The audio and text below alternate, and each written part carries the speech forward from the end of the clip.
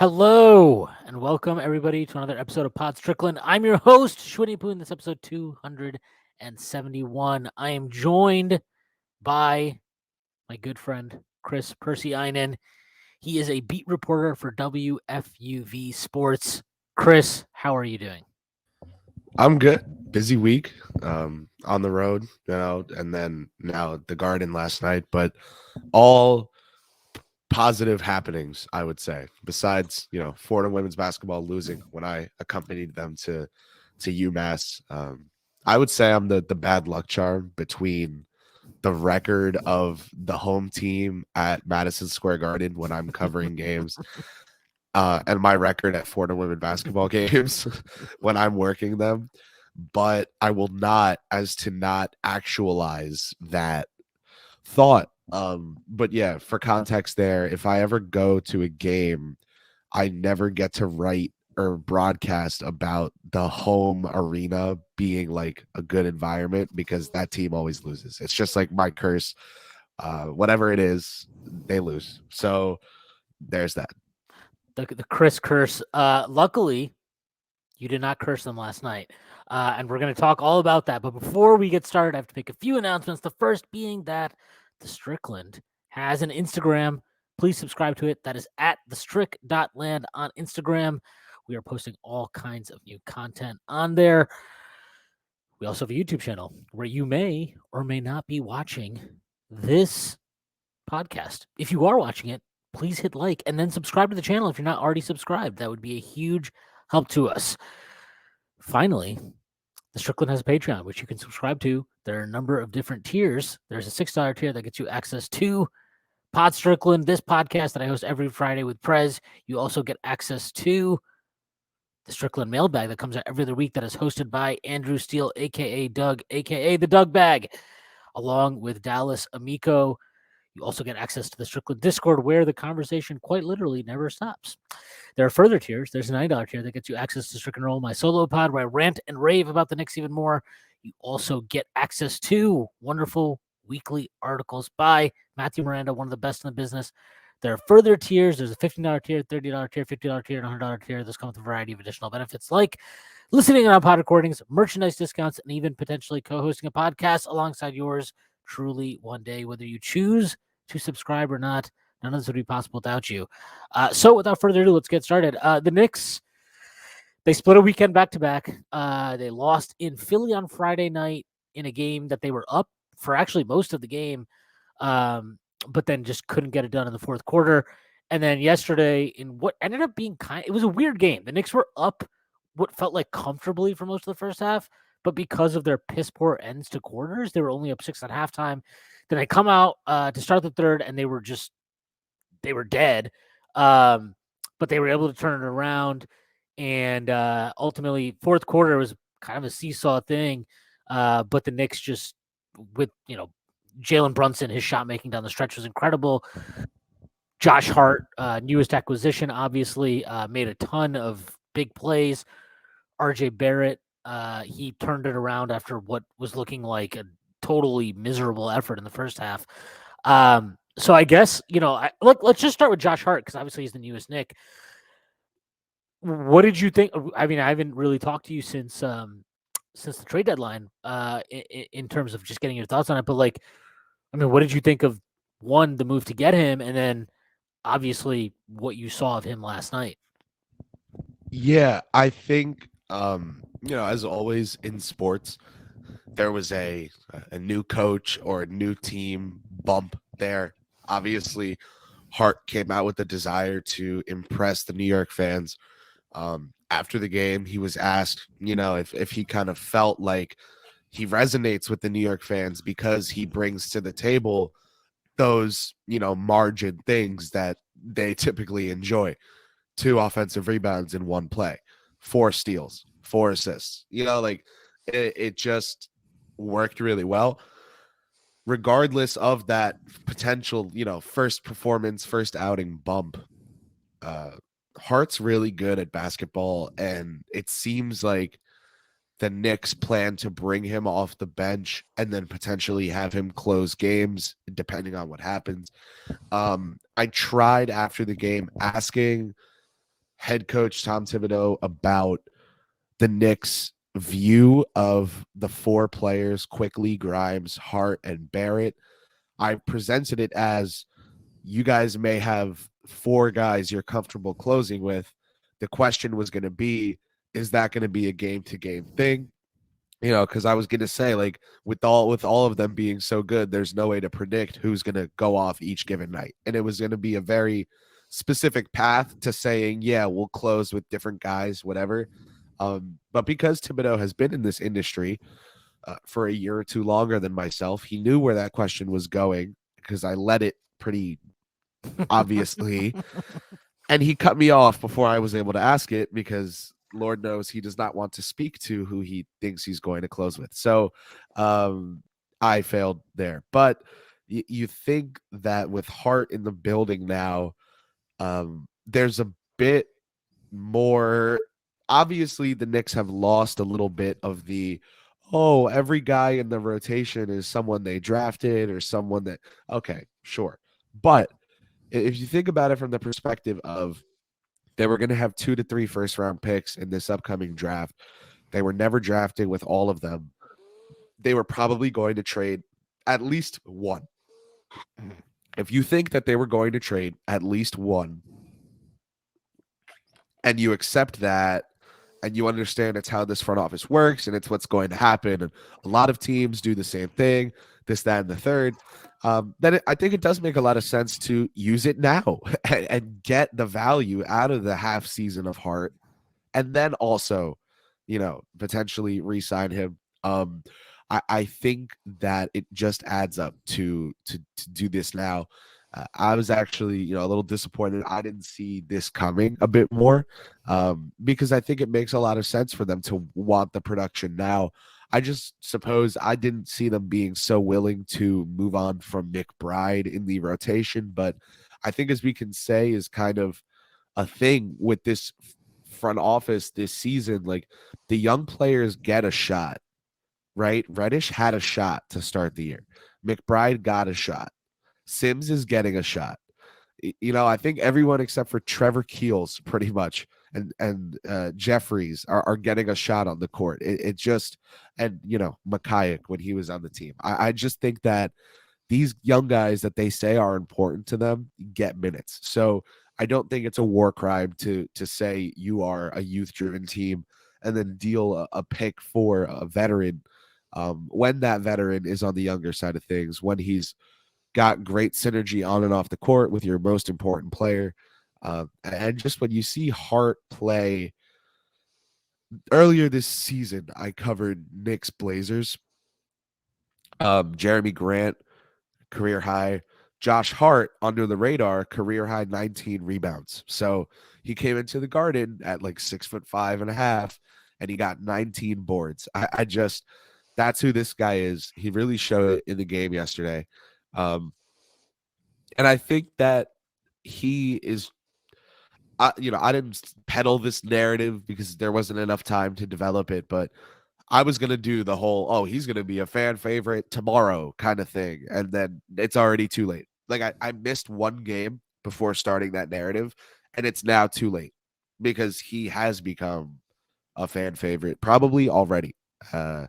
4 steals, 4 offensive rebounds, 4 assists in one game, along with 7 rebounds total, 11 points. Like, none of that hurts, right? He averages a made 3 taken per game. He went 2 for 2 to start yesterday's game. That's that new team boost I was talking about. But regardless, say he missed one of those threes, you're looking at 8, 7, and 4 steals. That's why you traded for Josh Hart. He's a known quantity. I think the Knicks like dealing in known quantities, and he is a positive one. Clyde Frazier said on a broadcast he'd be coming off the bench. No one caught it. I didn't say anything. We had tried asking Tom Thibodeau. You can assume. And so we'll see, but I assume he'll come off the bench. Yeah. So, the price of the deal, I think they overpaid a little bit. I'm also okay with them overpaying a little bit. So there's a few things that go into this. Like, do they overpay? I think so. I think they slightly overpaid for Josh Hart. Maybe it should have been like, I think I'd feel better about it if it was, say, like a top 18 protected first that they sent out. But they overpaid. They want to make the playoffs this year. We know that. And I totally understand the people that think they shouldn't, that they should have just played it out instead of making a move for a player like Hart, who's 27, at the expense of what could potentially be a first round pick. Obviously, I understand that argument. What I will say is that at the end of the day, like, whatever you want them to do is fair, but you also have to evaluate them based on what their choices are in terms of like how they've operated since they've come in. And they've made it very clear since they've come in, they're not in this to tank. They're not trying to have, like, they want to win. They want to win games every year. They want to make the playoffs. They want to be a good team. And they think that has equity in terms of attracting players via free agency or trade or whatever it is, right? So while I understand the argument for like we shouldn't have done it, I think once you understand what their mindset is, I think you understand why they did the move. Now, as I said, I think they overpaid a little bit. I think there's a few things that go into this. One, when you see the price for players that's going around, like, I'm not sure that they really overpaid relative to market. Um, to me, it almost is like they overpaid. They overpaid in the sense of like they overpaid to make sure that their pick is not encumbered after the season. So if they make the playoffs, they don't make the playoffs, it doesn't matter. They can trade all their first moving forward. So they're still in the mix for any star trade that comes about. The other part is you look at the price of players around the league. A guy like OG Anunoby, right? I mean, you reported this, and this was reported elsewhere also, but like, I mean, Toronto wanted three first plus a young player for him, like a good young player, not just like, oh, we'll toss you fucking Trevor Keels, right? Like they wanted a good young player, a guy that has established himself. So what you're talking about is like if the Knicks had wanted to pay the price for an OG Anunoby, they probably would have to pay 2 unprotected picks plus another protected one and a player of arguably what I think they probably wanted somebody like quickly. The Knicks probably would have been okay with doing somebody like Toppin in that scenario, but they were never going to be okay with doing 2 unprotected picks. So, and quite frankly, as we've seen, the league said they're not comfortable making that valuation or meeting that valuation for OG Anunoby. So you've got these crazy prices for various players. I mean, Mikal Bridges apparently, the Nets were offered 4 first-round picks from him. They turned it down. Yeah, So I think that what you saw happen, and speaking of the Strickland, you guys had Prez tweet about this a little bit ago, that no one's going to meet the price for OG, and that the lesser guys value wise are gonna fly off the page, but slowly. But at the end of it, they'll have flown off, and then you'll get to the summer, and the OG price will have dropped. Not only because there's fewer years of team control, but because you started the negotiations at the deadline, and you were like, hey, well, assuming no one outbids this best offer, we'll talk again in the summer, and then no one outbid it. So it's kind of like I hate these analogies. They feel like wrong. I don't know. It's the only way I know how to explain it. It's like if you're at a car dealership and you make an offer for a car and you're like, hey, I'll give you 53 for this, but I know it's going for 80. Like 53 is what I've got. And they're like, listen, dude, this is in high demand. Like you are not getting this for 53. And yeah, you go back like 4 months later and the car is like collecting cobwebs, like spiders crawling. You're like, all right, so 40, right? Like it's like that opens up that opportunity. Also something you said earlier, since we're doing weird analogies, that this just popped in my head. The Knicks do have a weird quarter ending vibe. But to me, like there's a statistic where the majority of car accidents happen within a mile of one of the person's homes. It's because they like let their guard down and they know the path really well. That's that vibe to me. Like the 2 threes at the end of the first quarter, that was not some defensive lapse from the Knicks. That was Rudy Gay hitting probably the toughest shot of the night, and Yeah. then Talen Horton-Tucker hitting a half-court shot. It wasn't some strategic meltdown, but what it was a lowering of the guard. It was a comfortability in the end of the quarter that frankly shouldn't be there. Yeah, I mean, look, the end of the quarter stuff. That those two were crazy. I didn't just I don't know. I thought I agree that both those shots were crazy. But like I didn't really understand why Quickly was like pushing so fast in that scenario, which kind of created the opportunity for Horton Tucker to even get that insane shot. He made a great play. I mean, he stripped Quickly clean, um, but yeah, I mean, like I think going back to the price thing, like I'm a little less. I'm a little less of the belief that the price for OG is going to come down meaningfully in the sense of like one of the reasons why it's hard to make in-season trades when you're talking about significant value going out is teams are reticent. Like if you're the Knicks, right, you would be a little bit reticent to trade a unprotected first round pick this year for OG, not because he's not good, but because you're like, well, there's a scenario where look, he's an injury prone guy. Anything can happen. You have a couple injuries. All of a sudden, you're giving up a lottery pick this year that's unprotected, and like that's a risk. That's a big risk to take. So I think that's why when you hear like people talking about, oh, a lot of these conversations, the trade deadline are to set up deals in the summer. It's so you have a better understanding of what the parameters might be, and then when you see how everything shakes out at the end of the season, you can make a more informed decision. The other thing is like so I mean, look, the Durant trade happened at 1:30 or whatever the next morning, effectively. But like the Knicks finalized the trade for Hart at something like I don't know 9 or 10 p.m. whatever the fuck it was. Um, I have a suspicion, and then you also saw the Raptors make that Pirtle trade before the Durant news broke. I have a suspicion that both of these decisions that those teams made may have been influenced by the news that Durant was about like a Durant trade was imminent because I think there's a fear of like, okay, Durant's going to get traded now. A team like Memphis, maybe they're going to jump in and they'll be more willing to meet the ask for Toronto. So let's not get screwed out of a price here. Let's not get screwed totally out of the market.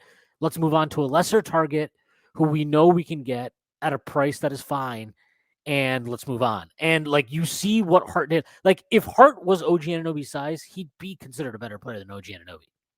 That's like I truly believe that. But he's not OG Anunoby size. Obviously that impacts things to an extent. But I think you saw yesterday that like one, yeah, is he a 6'5", 6'4", whatever guard, wing, whatever you want to call him? Sure. When you watch him play, does he feel like he's playing at that size? No, he plays above his size. He plays bigger than he is. And I don't remember who I had it back and forth with yesterday or a little bit on Twitter, but like he's basically like a discount OG. Like all and honestly, I think you can say I feel comfortable saying this. I think he's actually a better fit in terms of skills for what the Knicks need than an OG Anunoby is. He's a better defensive rebounder. He's a much more intuitive, quick decision maker and passer. And I think he's probably a little bit more dynamic as a slasher. So really the things that OG has is he's a better defender.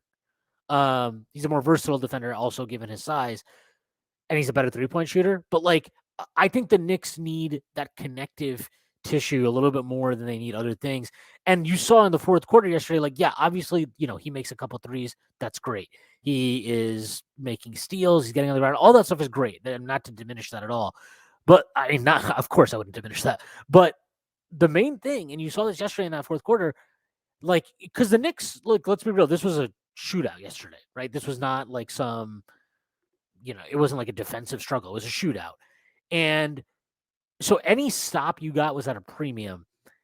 And there were multiple times the Knicks got stops yesterday in the fourth where you're watching it, the ball caroms off the glass, and you're like, oh, fuck, they're going to, like, oh my God, Rudy Gay's right there, or whoever the fuck it is right there. They're going to get the offensive rebound. And Hart comes in and just snatches that shit. And the reason that stands out is, like, we know this. The Knicks have struggled. Look, one of their biggest issues in closing games out in the fourth quarter has been just ending possessions with defensive rebounds. And so when you see what Hart brings to the table in that game, very specifically, obviously the one game sample size, so we don't, but I think it's safe to say, based on his career, like, that's a huge ad. And I don't think it's a coincidence. Like, look, we can talk a little bit about RJ too, who I think has really struggled this year to, like, find whatever the fuck it is that he's missing. But, like, you see him yesterday, and yeah, the points that he put up in the second half are great, and it's really good to see him knock down a couple threes and whatever. But what stands out to me about his game yesterday in the fourth, he dove on the fucking ground for a loose ball. Like, I haven't seen RJ do that in a while. And, like, I don't think that's a coincidence. I think a guy like Josh Hart brings, like, he makes you increase your competitiveness. He makes you bring a higher level of compete. And I think I was reading in The Athletic anyway yesterday, Billups said something like he actually had to, like, not play him in practice or something, because he was just like, I'm worried that you're gonna like go way too hard, and we need you for 7:00, like the game tonight, and not practice. Yeah. So one, that's reminiscent of everybody's favorite Emmanuel Quickly story, which is that he had to be locked out of Kentucky gyms. Like, people always say the Knicks don't have a type. They don't have a type. Well, they don't have it. They don't have, no, the Knicks don't have a direction. They don't have a direction. They don't have, and honestly, how could we know what their direction is? How can we know what their plan is if Leon Rose doesn't hold a press conference? Well, you know, I think that when you talk about the Knicks type, it's very obvious, in my opinion. And I just think that people don't get it because they're not tuning into MSG before or after the game for the interviews. And the reason I say that is I think people don't get it because it's the Knicks. Like, the type of player that they like is a high character player that, frankly, is psychopathically obsessed with improving his craft, whether he views it as a passion or as a job. Whether the player loves basketball or does not love basketball, they really love getting better at it. And whether it's pull-up shooting that they have in common, whether it's defensive switchability, I feel like there's a draft pick or two that kind of ruins that, right? Like, I feel like OB's kind of the outlier for their type. I feel like but you know what OB does do? You know, he is Mayor Toppin, as he's known.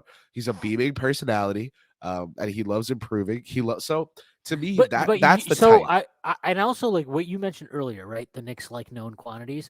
I actually think Obi is he's totally their type. He was a known quantity coming out of college, right? He's a guy who dominated at the college level. They like guys that have produced. Like, they don't like, and this is why the Cam Reddish thing, which we'll also talk about, but like, this is why it's so weird, because he's such a deviation from what they have generally targeted with draft picks or in trades or whatever. Is he's a tools bet, right? Cam Reddish is not. He doesn't have production. That's not why you trade for Cam Reddish. You trade for Cam Reddish because you're betting on upside. You're betting on tools.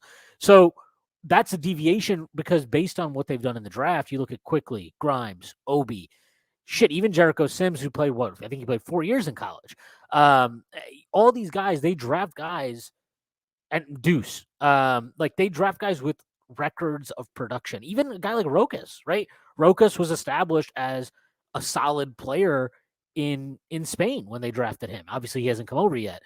And then I mean, Keels is the weird outlier, but like, he was also the 42nd pick or whatever the fuck it was. So it might have just been like, hey, this guy was a 5-star a year ago. Let's see what the fuck happens. But like, they definitely like guys that are to some degree known quantities. And I think they want guys who are going to come in on their rookie contracts and be able to produce. Because the value of a rookie contract, right, is you're getting production for cheap. So you want to maximize those years and not be like in a situation where, oh, let's spend 3 years developing this toolsy guy, and then by the time he's actually good, now we're paying him, and he's not like we're not really getting value here in terms of production relative to cost. So I think that is part of their type. And a guy like Hart, right? Like they also like guys they know. They like guys they have connections with. You could go back and look at their first free agency, right? Alec Burks. That's a guy Johnny Bryant knows from Utah, that Walt Parrott knows from Utah, right? You look at a guy like Austin Rivers. That's a guy that Tibbs has known literally forever. You look at, they bring back Alfred Payton, right? We hated that, but he's a guy they know. They know him in the building, right? There's no, we're not sure what his personality. No, they know him. They bring back Bullock. Like you look at like what they've done, even when they've gone out and added players that like are from outside of the building a little bit.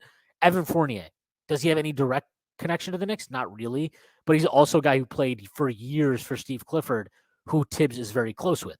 Kemba is just, I think that was just a value. Like they were just like, let's take a swing and see what happens. But Kemba was also a guy who played for Clifford. So I'm sure, and obviously everybody around the league knows Kemba. So it's not like that was some crazy thing. They like to bring in guys that they know. And even this offseason, obviously Jalen Brunson, we don't need to explain what the connections are there. But then you look at a guy like Hartenstein, who, what is the connection? He's a CIA client. He's a guy that I'm sure they had all kinds of intel on. Tibbs knows Tyronn Lue. Like they know. So like I'm sure they had all kinds of intel on Isaiah Hartenstein. And now, like, I mean, to Hartenstein's credit, because I thought he was pretty awful to start the season. Looks like he's getting his juice back athletically. But like, I mean, he looks really good. And obviously Brunson has been awesome.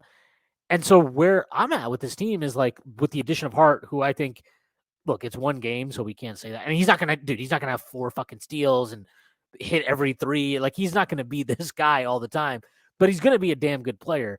And you look at this bench now that has 3 guys that are, I think, at least firmly good, like plus players, and Quickly, Hartenstein, and Hart. And then Obi, we'll see what happens. Hopefully he can turn around. He struggled for a couple of games now. But like you look at that, and then you look at the fucking starting lineup with when Mitch gets back, right? And it's like if RJ can just stop being a fucking asshole half the time on defense, and if Grimes can remember that he's allowed to shoot threes, like, I mean, this team they're not going to be fun to play against, and I think they're much better even without the true superstar or whatever that people want to say. I think they're a lot better than they get credit for, and I think this front office deserves a ton of credit for. I've seen this narrative, and I want to get your thoughts on this. I've seen this get pushed around, right? Like, oh, the Knicks need Leon Rose is brought in to bring in a superstar. He's brought in to bring a star, and like I don't really understand that because one, I think you can argue that Jalen Brunson is playing like a star, and that Randall is also playing like a star. Uh, but like I also think that's the dumbest reasoning. Like, no, they were brought in to build a good team, to build a competitive roster. Yeah, I think the it's a narrative that gets peddled. I say peddled because every time someone says that, it feels like they're actively trying to convince others to agree with them. Like feels like they're pressuring the team to try and like I love Ian, they're right? never just getting a takeoff. It's always Well, hey, this and this, and I well, feel like I was gonna say just real quick, like I was gonna say, No. like, look, I love Ian, obviously. Like Bagley's probably he is let's just say he's one of the few guys in the beat that he is I don't amazing. angrily tweet at ever. But like he wrote this article after the deadline about, the Knicks chose obviously not to like make a significant move. I kind of disagree with that, but I get what he's saying. Like they didn't push in a bunch of chips, right? And he was talking about how like, making a big move for OG or for Zach LaVine would have maybe brought the type of star that like this front office was brought in to bring. And I really don't understand that logic because it's like it doesn't what if they just brought like what if they just had a team of 10 robots that were all like extremely good but not stars, and they like would that be a problem? No, like they're brought in to win games and be competitive and be competitive in a way that you're establishing something that's sustainable.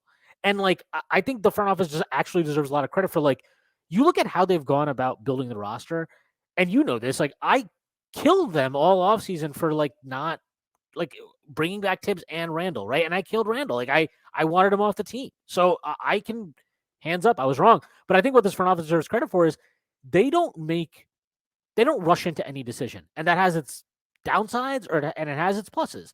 And I think what you see over the course of 2.5 years, 3 years they've been in charge is like look, go back to the first offseason again. We're all sitting there like, oh my God, just trade Randall. Take Nick Batum's expiring contract for 2 second-round picks and call it a day. Like, they didn't do that, right? They want to really get information and really see how things play out. And they don't like selling on a deficit. Obviously they've done it in a few situations that we know last summer. And I mean, last summer they found a way to do it creatively and net value in a way. And then obviously with Reddish at this deadline, again, finding a way to use Reddish as a vehicle to upgrade your roster. But like they take their time. And I think what they really deserve credit for is like, you look at how they've gone about it, right? It's like, okay, first year they come in, the team's off to a better start than people thought. And they're like, okay, you know what? We're actually good. And we could be even better if we get a little bit more guard play. And you know what? Getting this guard play might benefit an Emmanuel quickly. It might benefit an Obi Toppin because it'll lessen their kind of responsibilities, right? So they go get Derrick Rose at a cheap price. The next summer was their grand fuck up, right? As people like to portray it. But like they were trying to add shot creation. They were trying to alleviate the burden on Julius and RJ to an extent. It didn't work out. Okay, it didn't work.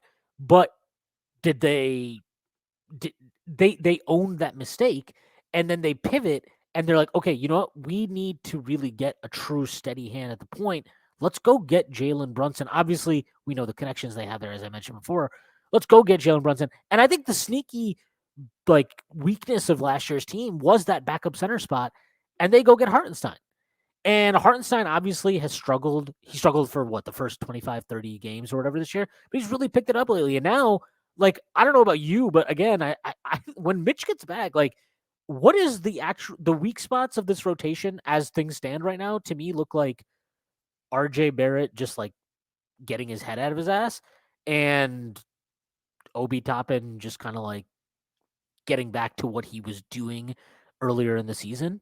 He's had a few good games since he got back, but I'm still not that worried about him in that sense. But obviously, I think he's dealing with some other shit too, in the sense of I think he's aware that Tibbs is maybe not his biggest fan. But I mean, they just have done a very calculated job of being patient, addressing issues, and taking their time. And I mean, this I don't know about you, but this is why I didn't want them to rush into anything at the deadline, because I'm like, you actually are good, and you have you should be picky now. This is the time to be picky. That you can't just be just go get Zach LaVine because he'll add something to the roster. No, don't just go get Zach LaVine. Don't just go get OG Anunoby. Don't just go pay the price for these guys. Be judicious. Be a fucking stingy motherfucker, because your team is good. So adding pieces to a good team to improve that is a lot harder than where they have been. The Knicks have been really for the majority of the last 2 decades. Absolutely. For me, with this upcoming processes for them regarding who to stay, who to trade, who to all that, it actively feels like, from both the reporting on all the situations and also the non-reported or reported things I hear from the voices in my head, I think that they care about what happens on the court, and it weighs into decisions that are made. The idea was, we have to trade one of Quickly or Obi, because if we get Anunoby in 24, or in 23 in the offseason, we can't afford to extend both of them in 24. So if we move one of them now, that optimizes their value. And then Quickly started playing really well after kind of being the one who was singled out as, hey, this guy is probably going to be dealt. And then the reporting was like, hey, so the Knicks are actually shutting down trade talks on Quickly. And to me, it's like, wow, look at that. Like, people think, oh, this team has no plan. This team has no direction. They're just freewheeling it and trying to get stars, and they always fail. Okay, then I think to that, I would say just 3 years ago, the Knicks were year in, year out, historically, and expected to be one of the worst teams in the NBA. They were expected to be a gutter gatherer, a bottom dweller, a trash compactor captain. The Knicks were bad. There was no the Knicks will be bad. There was no. The words were synonymous. The words were so intertwined that over the pandemic, a Nick fan was, enabled to tell a beautiful story for Pixar. And you know what he did with that opportunity? He took the chance to put in a joke about how his beloved Knicks can never win in the big moments. It's a thing. It's known. It's historic. And yet, in 3 years, their floor seems to be mediocrity, and their ceiling seems to be, as Kendrick Perkins would say, to your credit, not many people giving the Knicks credit, but Perkins is, so I'll give him credit, that the Knicks are about a second round team if everything clicks and looks good. Okay, well, if the floor is mediocre or kind of bad and the ceiling is second floor, and you arrived there without spending any future draft picks, you're probably doing something right. Then conversely, the complaint of Rose will be, oh, he has his plan and he sticks to it too much. And if someone becomes available for trade, he won't deal for them. And he needs to learn to just go get talent. And okay, well, he signed Isaiah Hartenstein and drafted Emmanuel Quickly and drafted Quentin Grimes. And he extended Julius Randle and extended RJ Barrett, and he acquired Jalen Brunson, and he extended Mitchell Robinson, and he drafted Obi Toppin. Like, it's just, this is very clearly a case of a president who has now made his mark on the roster. I think his And first. I think to your point, like, he's open. Like, the biggest thing, right, is when he came in, he didn't just like immediately toss everything out, right? He wasn't just like, okay, I'm gonna blow this up. This is my team now. Everything was evaluated fairly, and that goes as far as internally. I'm talking Scott Perry. Obviously, it's not this deep, but like the popcorn scoopers had a chance to prove themselves to Leon Rose before they moved in a different direction. Everyone in that building had a chance to stay. Do you know why? Because there is a chance that they are the best in the business at what they do. And that just to clean house for the sake of it, okay, sometimes you need to make a statement. Sometimes you need to make a statement. Sometimes, with the pile of money burning in the background, sometimes it's about the message. But Scott Perry, winner of Survivor 3 years straight. I mean, listen, if I had to bet, if you could give me like plus 1,000 odds that Rosas gets his job by next year, I'll take him. Yeah, but he's been good for the Knicks in his role. It's almost like the Knicks saw what he was doing and we're like, yeah, okay, that's too much. You should not be running a team. How about we leverage your connections and love for athletic players, and we let you be a brain in the room, as well as the bullpen pitcher we call up if Sacramento or Detroit or Orlando or one of his former stops is on the phone. Everyone has a role in that front office. Everyone has a role on the team. I asked Thibodeau about Hart. I asked Thibodeau about Randall's defensive communication because it was pointed out to me during a game that he was communicating really well with Sims, and I asked Thibodeau about it. And he was like, "Yeah, well, it's actually about the whole team communicating. I love when Julius communicates. He's better when he communicates, and he communicates when he's better. Like when he's on top of his game, he's doing it." But the whole team communicating, I want everyone talking, is what he said. He's like, I love when everyone talks.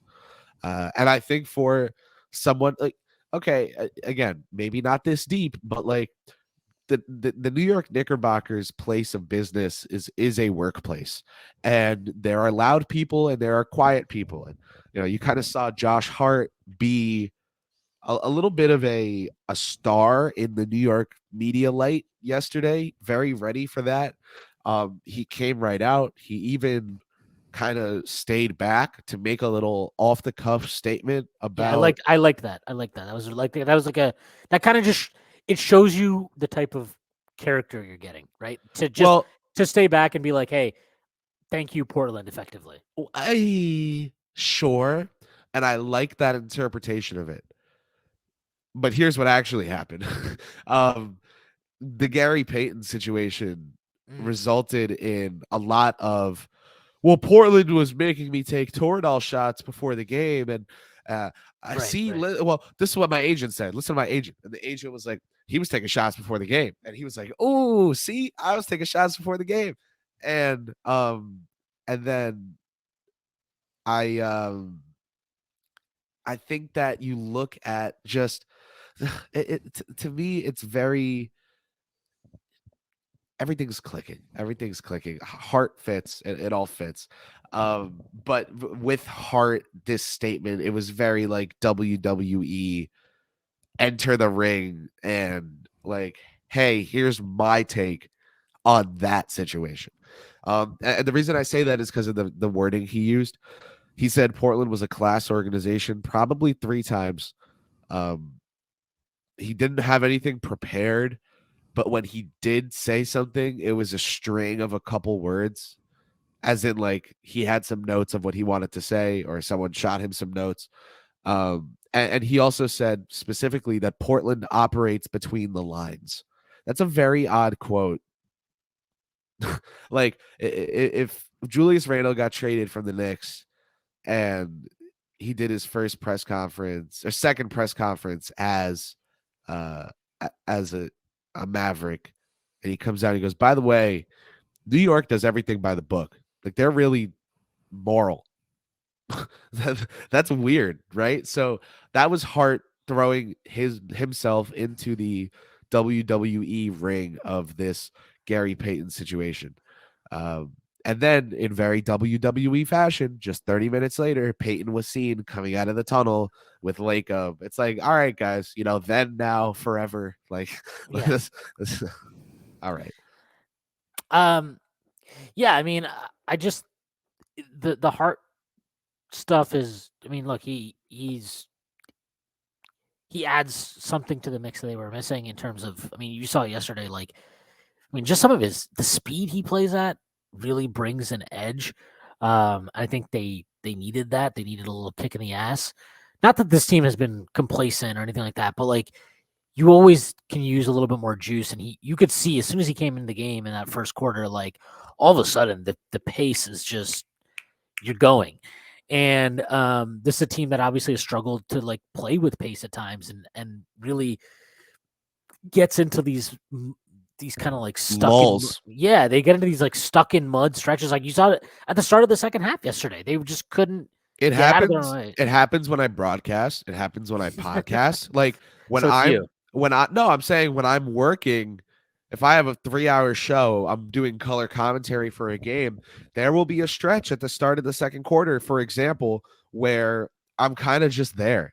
And that someone will make a layup and I'll be like, that's what she does, Shwin. She just gets in the teeth of the defense and she's really good at doing what she does.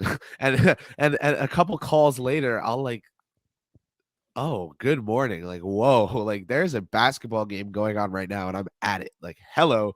Um, whoa, like that's hurt, like fired back up. And it feels like the Knicks get into lulls. It feels like they get highway hypnosis, driving down the highway, and they stare at one thing for too long and they just kind of fall asleep at the wheel. But Hart is that kick. I think Toppin and Quickly both have that quality in terms of their motor being contagious. But I mean quickly definitely does. Hart is like a nuclear level threat of contagion. So Well, and I think not quickly.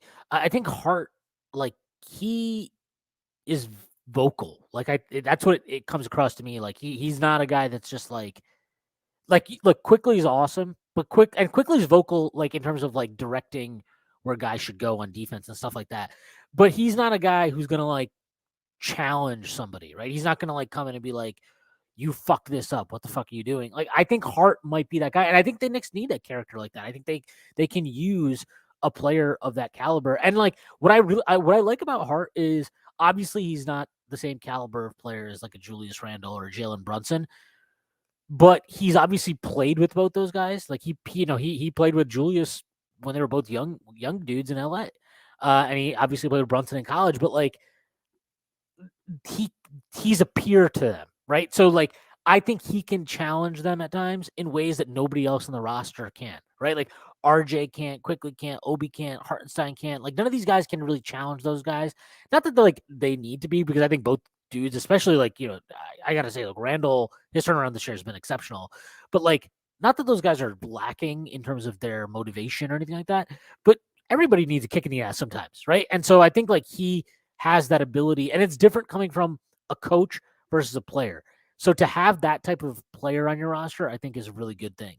Um, and like, let's talk a little bit about RJ, but like, I think he's gonna benefit RJ. I know there was a lot of there's a lot of weird stuff oh, I think Hart could take his minutes and all this stuff, and I'm like, yeah, he might take some minutes, and he should, because I don't need anybody on this team playing fucking 38 minutes a night or anything, but like I think he's gonna push RJ, because RJ is gonna really yeah, he's always had to earn his minutes to some extent, but like given the state of our roster prior, like I love Deuce. Deuce wasn't consistently impacting the game. And so like you kind of had to play RJ. It was a choice, right? It's like you have three guys, RJ, Quickly, Grimes, that can play at the 2 and the 3.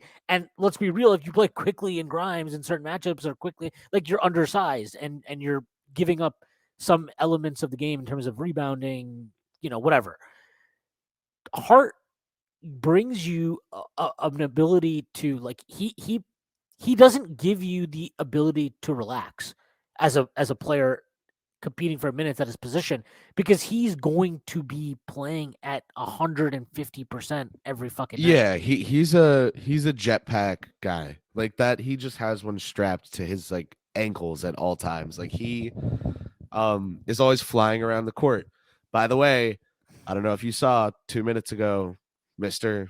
Sharanya, the NBA has received a complaint from the Warriors against the Portland Trailblazers, and the league has launched a review of potential misleading by the Blazers. Oh, So, um, yeah, Josh Hart was just being a good guy. He was just getting takes off about how he loves Joe Cronin. Cronin operates between the lines, and that's a normal thing to say when you're saying goodbye to someone. Bye, Shwin. I always thought you operated between the lines. well, you would never say that, because I don't. I would not, which is what makes it so odd, right? So, anyway, you talk about this Knick team. I had a take a couple months back that I didn't put out there because I wanted to see how it stood the test of time. And I'm not trying to, cue the LeBron meme of like, oh, I told Josh Hart he was getting 4 steals last night. But like,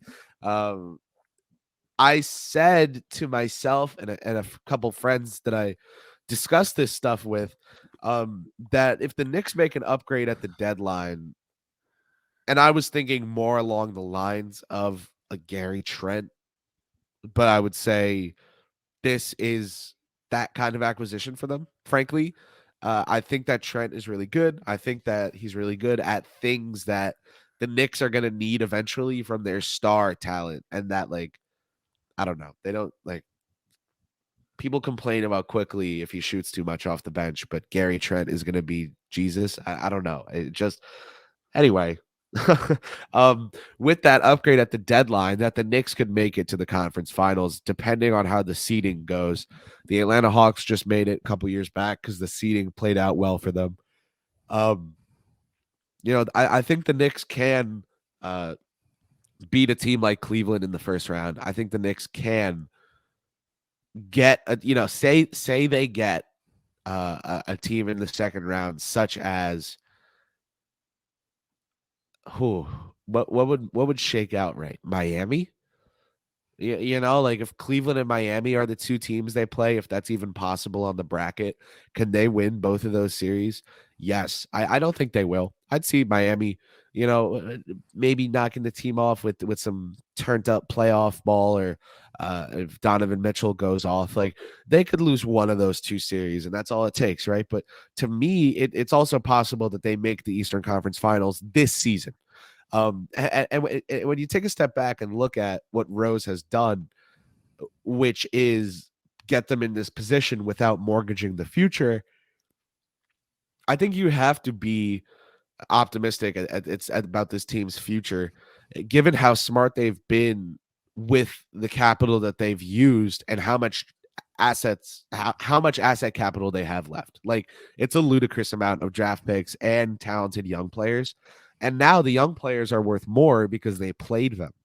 So that all adds up really nicely for them. I think that Tom Thibodeau reached a point where it kind of got to, hey, coach Tibbs, you're going to take these suggestions and you're going to implement them. And he was like, well, what if I don't? And they were like, hey, check this out. Like, get me him. Yeah, him. Put him in the bedroom. Like it was just kind of like, you're gonna do this. And he was like, okay. Now the NBA head coaches have gone on podcasts. It's funny you say that, because when that happened, right? So the Knicks were 10-13, and that's when these rotation changes happened, right? What I thought was really interesting, and I mentioned it at the time, was before. So like they played that Mavericks game, they get fucking wiped out at home, and then they play the then they beat the Cavs at home, so they go 11-13. That's the night that Tibbs made the change, right? Reddish out of the rotation, who apparently we should all cry about constantly, and Deuce McBride comes in for him. And the next day, I don't know if you remember this, but like Begley had a report of like, oh, they won't make a decision to fire Tibbs hastily. He's immensely loyal to Tibbs. That was the verbiage I think he used. And I always thought that was interesting, because I'm like, that sounds like a very much like a quid pro quo. Like, hey, Tom, listen, this is what you're going to do, bud. And if you do that, I'm going to talk about how much I love you and how safe your job is and how I'm so loyal to you. And that's and that's how it felt to me. So I agree with you. Like, I don't think Tibbs just independently arrived at the right conclusions, which is not necessarily a criticism of him in this. Like, I wish he had done. I don't think that Leon Rose would mind if the public perception were, in the face of adversity, he believed in his coach and he was rewarded. Right. And I think, like, I don't think it's a knock on Tibbs, or I don't mean to say this. It's not a criticism that he took on board advice from others to make the right decisions. That's actually good fucking management. That's what you should do. But like, do I wish he had done it sooner? Sure, all that stuff exists. But I think, to your point, like, this is not just like Tibbs arriving at the right answers all on his own. And actually, lately, I don't know if I'm actually curious to get your thoughts on this. I saw it against the Clippers last Saturday, or that was last Saturday, right? Like, towards the end of the game, it seemed like he was taking a lot of, Johnny Bryant was very much in his ear, and it seemed like he was taking on board advice. I've noticed that a bit more since then, that like Johnny Bryant seems to be in his ear a lot, and it seems like he's having, he's influencing some of these decisions that Tibbs is making down the stretch of the game. Like you saw in Orlando, I don't know if you remember this, and actually, good friend of the pod, Larry Israel, brought this up, but like at the when they were shooting the free throws at the end, Bancheros, they're down 3 with like 6 seconds left, whatever the fuck it is. So he makes the first one, they got to miss the second one, right? So they bring in, all their big guys. Like Isaac comes in, fucking whatever, all their centers, all that shit. Tibbs he brought Sims back in because Sims was out because it was a free throw situation the possession before. Sims comes back in, and they brought in Isaac late, and he was like not going to do anything. And you see Johnny Bryant, if you look back, watch the entire game, you'll see Johnny Bryant point to Hartenstein, tell him to get up, and then he goes to Tibbs and is like, fucking get Hart in there, basically. And so I'm just wondering, like, do you see, like, you've been at games, obviously, throughout the season. Is that something you like? Do you feel like Johnny Bryant maybe is getting a little bit more influence with Tibbs? I think that the two were an arranged marriage.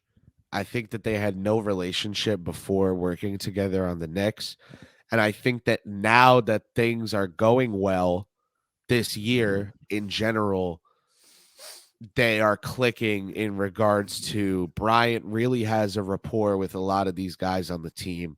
Randall He talked is to it, right? the Mike Woodson, of Was that you this. that asked that question about to Randall, by the way, about Johnny Bryant? No, I Slacking, asked slacking, Slaggin. pal. I wasn't at that game. I asked Randall about like what he thinks about Mitchell Robinson, and that's where we got the hit from MSG about like the summer workout. So that was Yeah, cool. yeah. But I was talking to one of the guys on the beat. They're like, yeah, every once in a while they think we do a good job. It's like they steal one of our questions and then like re-ask it to them for a video. Yeah, Like it's yeah. like so basically I here I only know how to explain this anecdotally, if that makes sense. Like in basketball games, it's kind of ranked by proximity to the head coach versus Right, the end of the bench. right. Like the top assistant's obviously going to be right next to the end. And um, like here at Fordham and Rose Hill, you have your end of bench developmental guys. But even like one of our top assistants will sit at the end of the bench and like just get that perspective and be there. Like it's this like very familial, like, hey, we're all in this. Like, I'm gonna hang out with everyone, even the kids that don't play, coach them up and stuff like that. Johnny Bryant is always all over the place. And now I feel like this season you've seen more of like, yes, he's always been next to Tibbs, but now when there's a dead ball, he'll go argue with the ref. like Brian and Tibbs kind of walk up together to argue with the ref now. And there was a call yesterday where Tibbs is looking at the ref with his arms up, like, what do we need to do? Or what are you doing? Whatever it is he was saying. He said, what? And something, so, and Bryant comes over and immediately is bartering with the referee and talking. He's like pointing. He's like, yeah, but like, Yeah, he's the associate head coach. I think let's put it this way. The last couple years, he was the top assistant and it was a arranged marriage. This year, he is Tom Thibodeau's associate head coach. That means that he is more than just an assistant because he is paid and titled like so. He is more than an assistant. He is really his title is Tibbs' right-hand man because everyone knows Tibbs signs off. He has final say, right? But Johnny does right under him. And when you look at before the game, who Bryant works with. Yesterday, Rick Brunson shooting around with Josh Hart. Like each coach kind of has their guys that they shoot around with. Hartenstein, Scott King, Evan Fournier, Greer, uh, Grimes, Darren Erman. Before every game, Grimes is with Erman, and Brunson was with Brunson usually. But yesterday, Brunson was with Hart.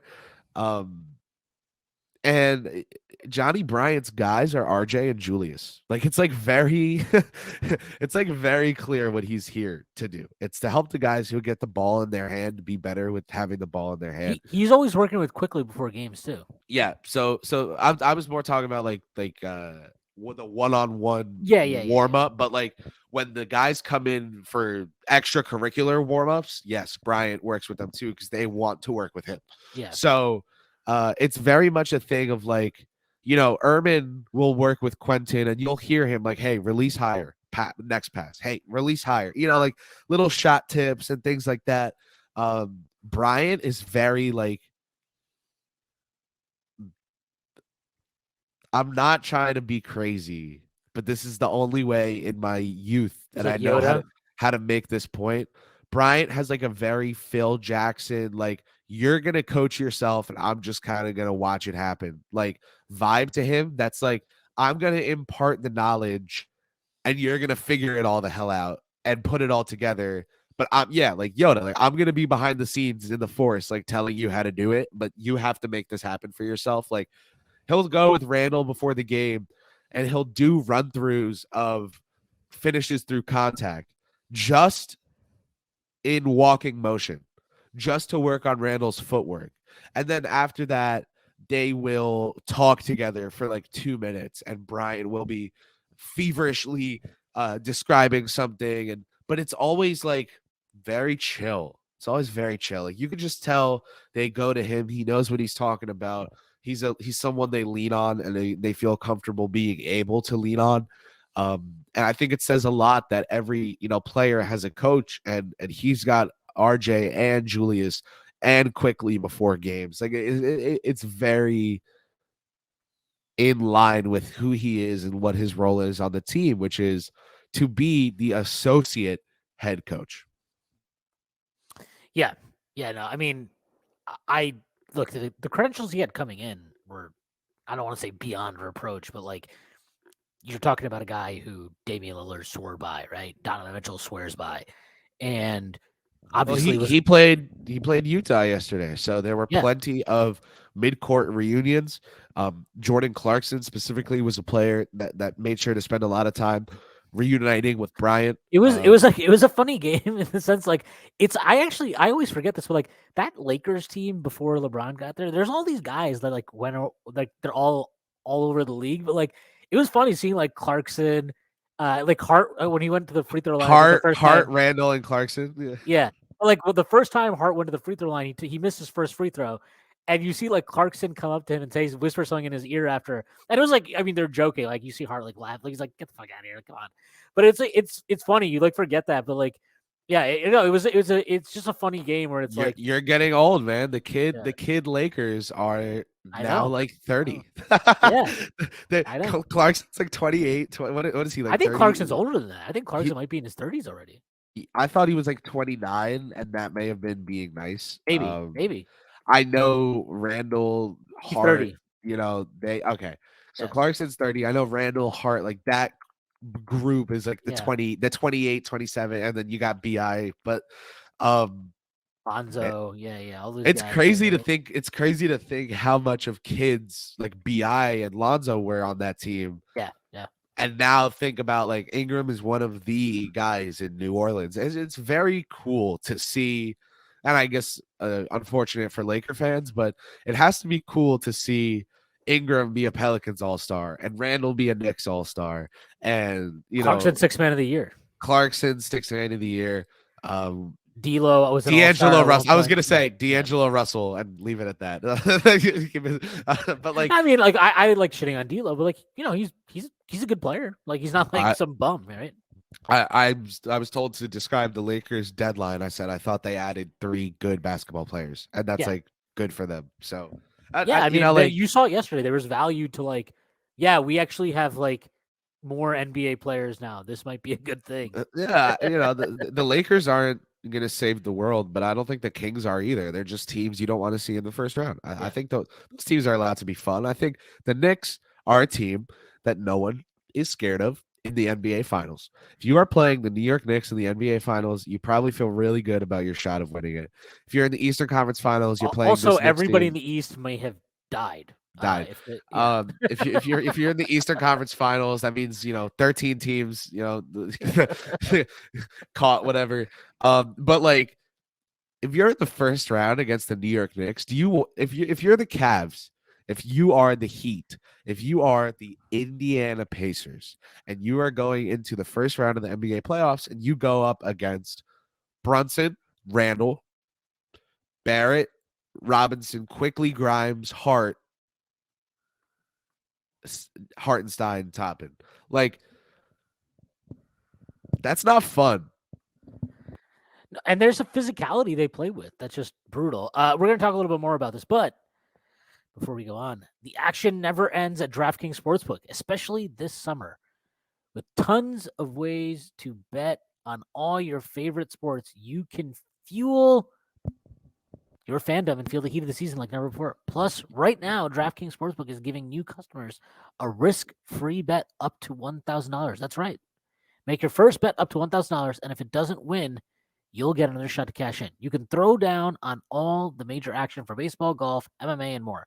Plus, with same game parlays, spreads, money lines, over, unders, and props, your betting options feel endless. Best of all, DraftKings is safe, secure, and reliable. You can deposit and withdraw your cash whenever you want. Download the DraftKings Sportsbook app now. Use promo code TBPN, make your first deposit, and get a risk-free bet up to $1,000. That's promo code TBPN only at DraftKings Sportsbook. Minimum age and eligibility restrictions apply. See show notes for details. I want to talk a little bit about RJ Barrett. RJ, real quick, to go back to what you said, the Knicks, I think when the best way to describe them, and we've heard multiple coaches describe them as like physicality, right? Like Julius Randle is a physical player. Mitchell Robinson, when he's back, he's been described multiple times by opposing coaches like name checked really often as like the first guy they mentioned because they're just like, this guy is an offensive rebounding machine. RJ Barrett's obviously a physical driver. Jalen Brunson makes scoring of, he's very crafty. He's also extremely strong and physical. Now you're adding Josh Hart into this team. Quentin Grimes is another guy who's physical. Like there's a toughness and a physicality to the way the Knicks play that's real. I want to talk about RJ Barrett though. He's obviously had a topsy-turvy season. It was really nice to see him bounce back in the second half yesterday, especially given his fourth quarter against Philadelphia was brutal, I thought. I think he was really, really poor. Yesterday, he had a good fourth quarter. He had a good second half. But he struggled to find consistency, both, he struggled to find consistency both offensively and defensively. Defensively, he's just been a mess all season. I mean, I'm not at the point of like, I've seen people really talk about like, okay, we got to move this guy, get off his contract, blah, blah, blah. But like, I'm not at that point. I'm still very much of the belief that like, he just needs to get his head out of his ass. And that happens with young players sometimes. That's not to make an excuse for him. He's had a bad season. But like, where are you with RJ? Are you concerned? Are you not concerned? Like, what are you seeing with him in terms of how he's playing? Like, I mean, do you the defense? Like, what is going on with him there? Like, what are you seeing with him? I think we're seeing struggles. Really hot take there. I'm trying to be honest. I can get on the mic and lie and be like, oh, what's happening with Barrett is I'm trying to think through it. And I've done this a lot because it's my job. But thinking is good. Thinking is good. Good job, Kris.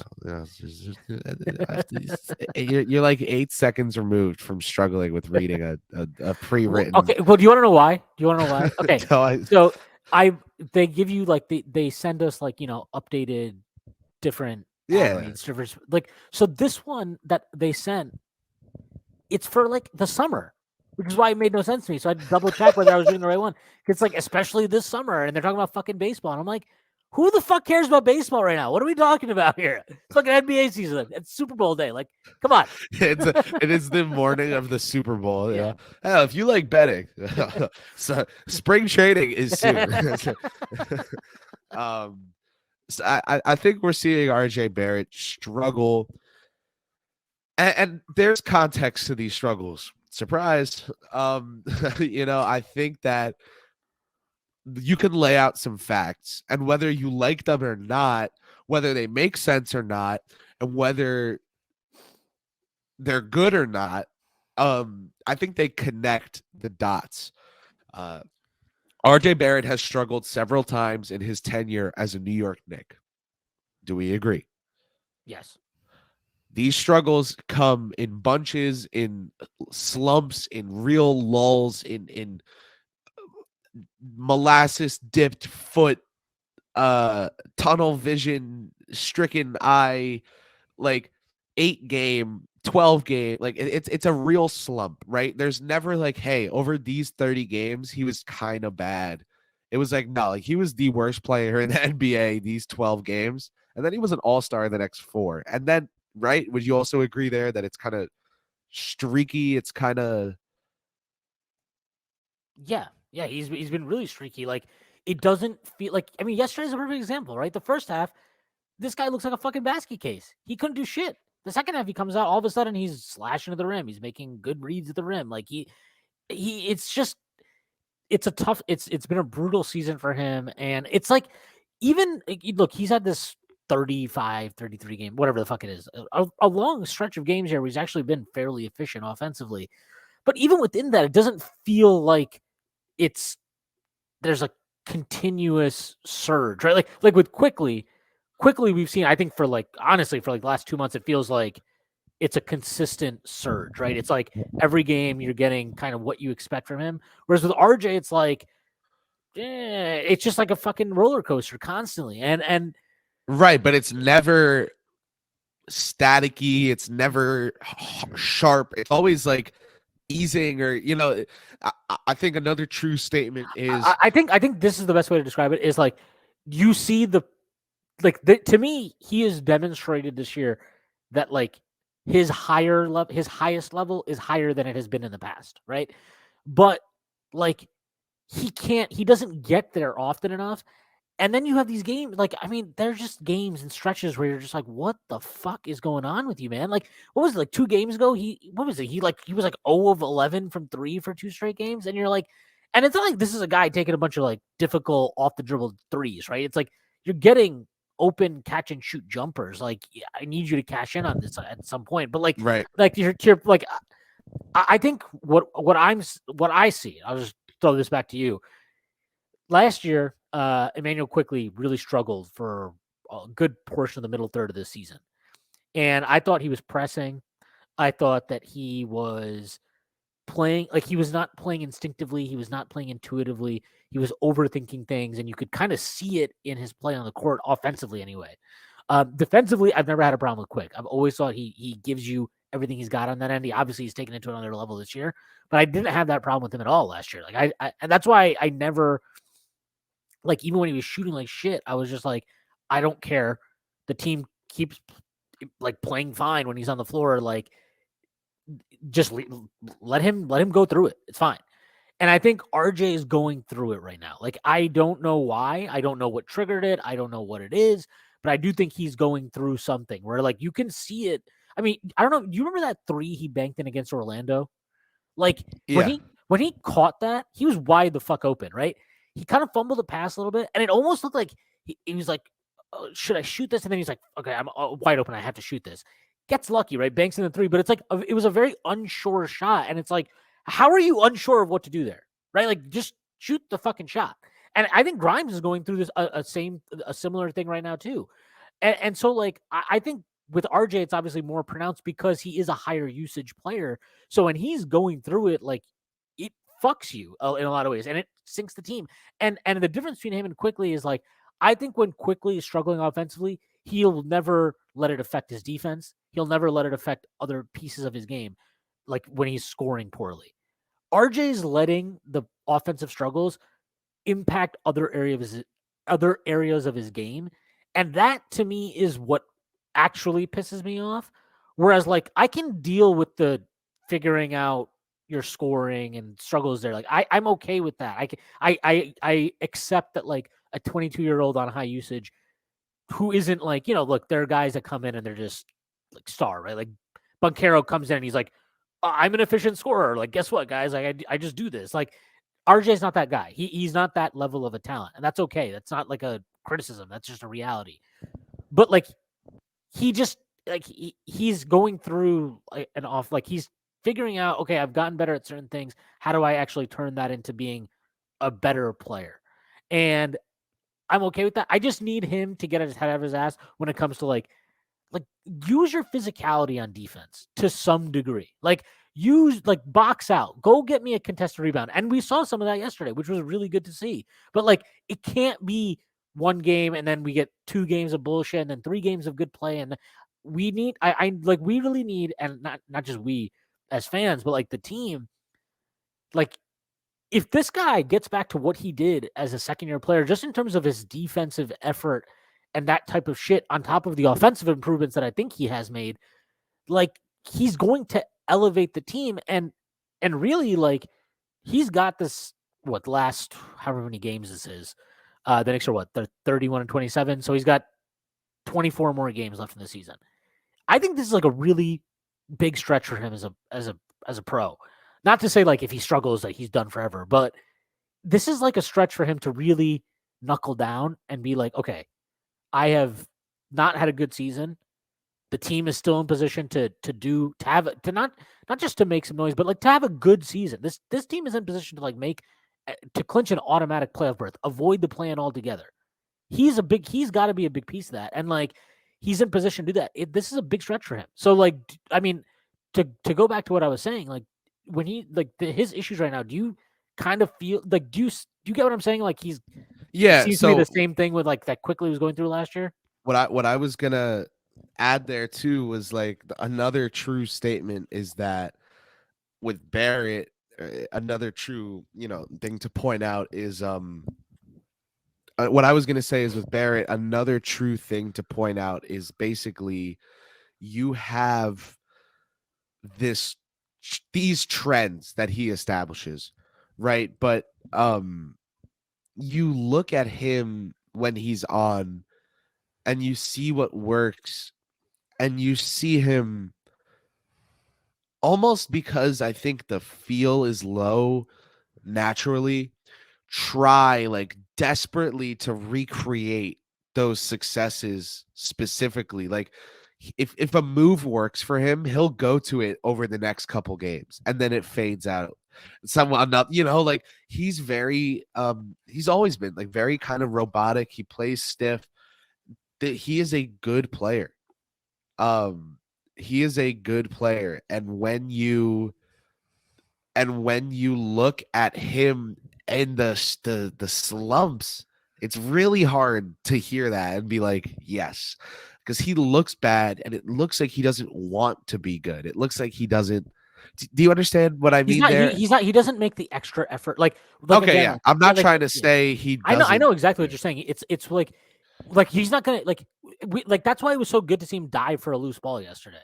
Because you're like when you're in a slump, there's like you don't need to just shoot your way out of it. There's the best way to put it is like Tibbs says this, right? But like you can play well without shooting well.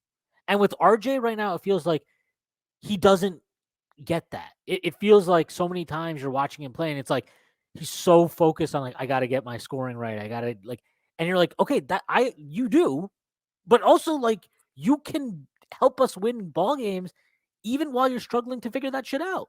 So do that. And look, Julius. I mean, it's so funny. He had a 31-point game yesterday, and it's like it's so funny for him to have these games now where I'm like, kind of don't even think he played that well yesterday. But like he 31 points, 26 shots, not the most efficient night, but like it's just it's funny. But like Julius is an example of this where the reason why I think this most recent stretch, probably the last 5, 6, 7 games, has been maybe his most impressive is like I don't think he's even scored that great in these games, but like he's so obviously giving you value because he's getting contested rebounds. He's playing good defense. I mean, his fourth quarter last weekend against the Clippers, like that, the defense he was playing was unreal. I mean, absolutely unreal.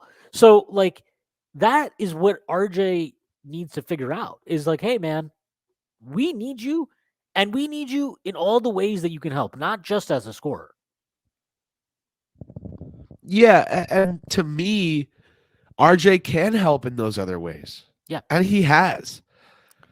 But he doesn't consistently. And what I was saying was like, if maybe it's because the feel is generally low that he is kind of robotic, but like it feels like he tries so hard to be successful that he'll never do it. Like if you try so hard, if you go into a podcast, oh, I'm gonna kill this podcast, and before every point you make, you think to yourself like, oh, is this the best way I can say this? Should I even talk now? You know what? No, I'm just gonna let it. No, it's better air if I don't talk. Oh, no, I can't go silent. I gotta talk. Wait, what was I gonna say? Ah, shit. And you get in your own head and you start making stupid decisions because you realize at some point you just need to do something. And you're in a business where you're live and things are happening live and there's live action. And if you're not doing anything, you go invisible. And being invisible is really bad. Dead air is really bad. And I think that RJ can go invisible on the court, except for if the shooting is so bad that he actively shoots himself out onto the bench, in which case it's very visible. I think that he is closer than people think to being right there. I think everything he needs to be right there is within him. I also think that he needs to majorly sit down and review more film and feel more comfortable in who he is. Because honestly, I don't know that RJ understands how good he is. I think he understands that he's good at basketball, and I'm not sure he gets like what exactly to do to replicate those successes. Because when he gets going, right, and things are working for him, they work like hell. Like he really rolls and he really impacts a game, and he'll really be an offensive force. It feels like the Knicks kind of have to get 2 points because the Barrett is going to take it to the rim. And it's just to see the stark difference when he's not as confident. I really think he needs to review what works for him and add a thing or two to the arsenal that he's comfortable with in regards to shot creation. Work with Brunson on footwork. He should do that. And I think just be more confident in how good he is, because he is a really good player and he doesn't play like it at times. And I'm not saying that to say that he's bad sometimes. It ends up in him being bad, but he plays like he's not that good. You get what I mean? Like he plays like, you know what? I take a lot of shots, yeah, but this game, they're just gonna come from the corner. I'm not feeling myself tonight. They got a big guy in the paint. Like, nah, bro. Last year, RJ was going up on AD and Mobley and Gobert, and these guys that are like vaunted defenders across the league. He was finishing through contact at the rim, maybe even getting an and one. He did this a lot last year. He needs to get back to that. I'm not saying that Barrett needs to do anything that he hasn't already done before. And I think that's a big discrepancy with the discourse around him. A lot of people are focused on what he doesn't do, what he can't do offensively. And they think that adding that to his arsenal will be this cure-all remedy. I think that just getting and sticking to what he's already good at may not be the worst idea. Yeah, I mean, I think what you're basically saying is like the frustration I think that a lot of fans are having is we've seen him do things we've seen him do the things that he's not doing right now in the NBA, and those things have helped him previously be successful. So it's frustrating when he's not doing that shit anymore. And I get that happens like that when you are a young player and you want to get more touches on the ball, right? You want to be a offensive player. Look, he's on a contract. I understand it. Like people will always the discourse around the contract is so stupid. It's like, dude, 4 years, 107 million is basically nothing in NBA parlance. That's like a starter salary.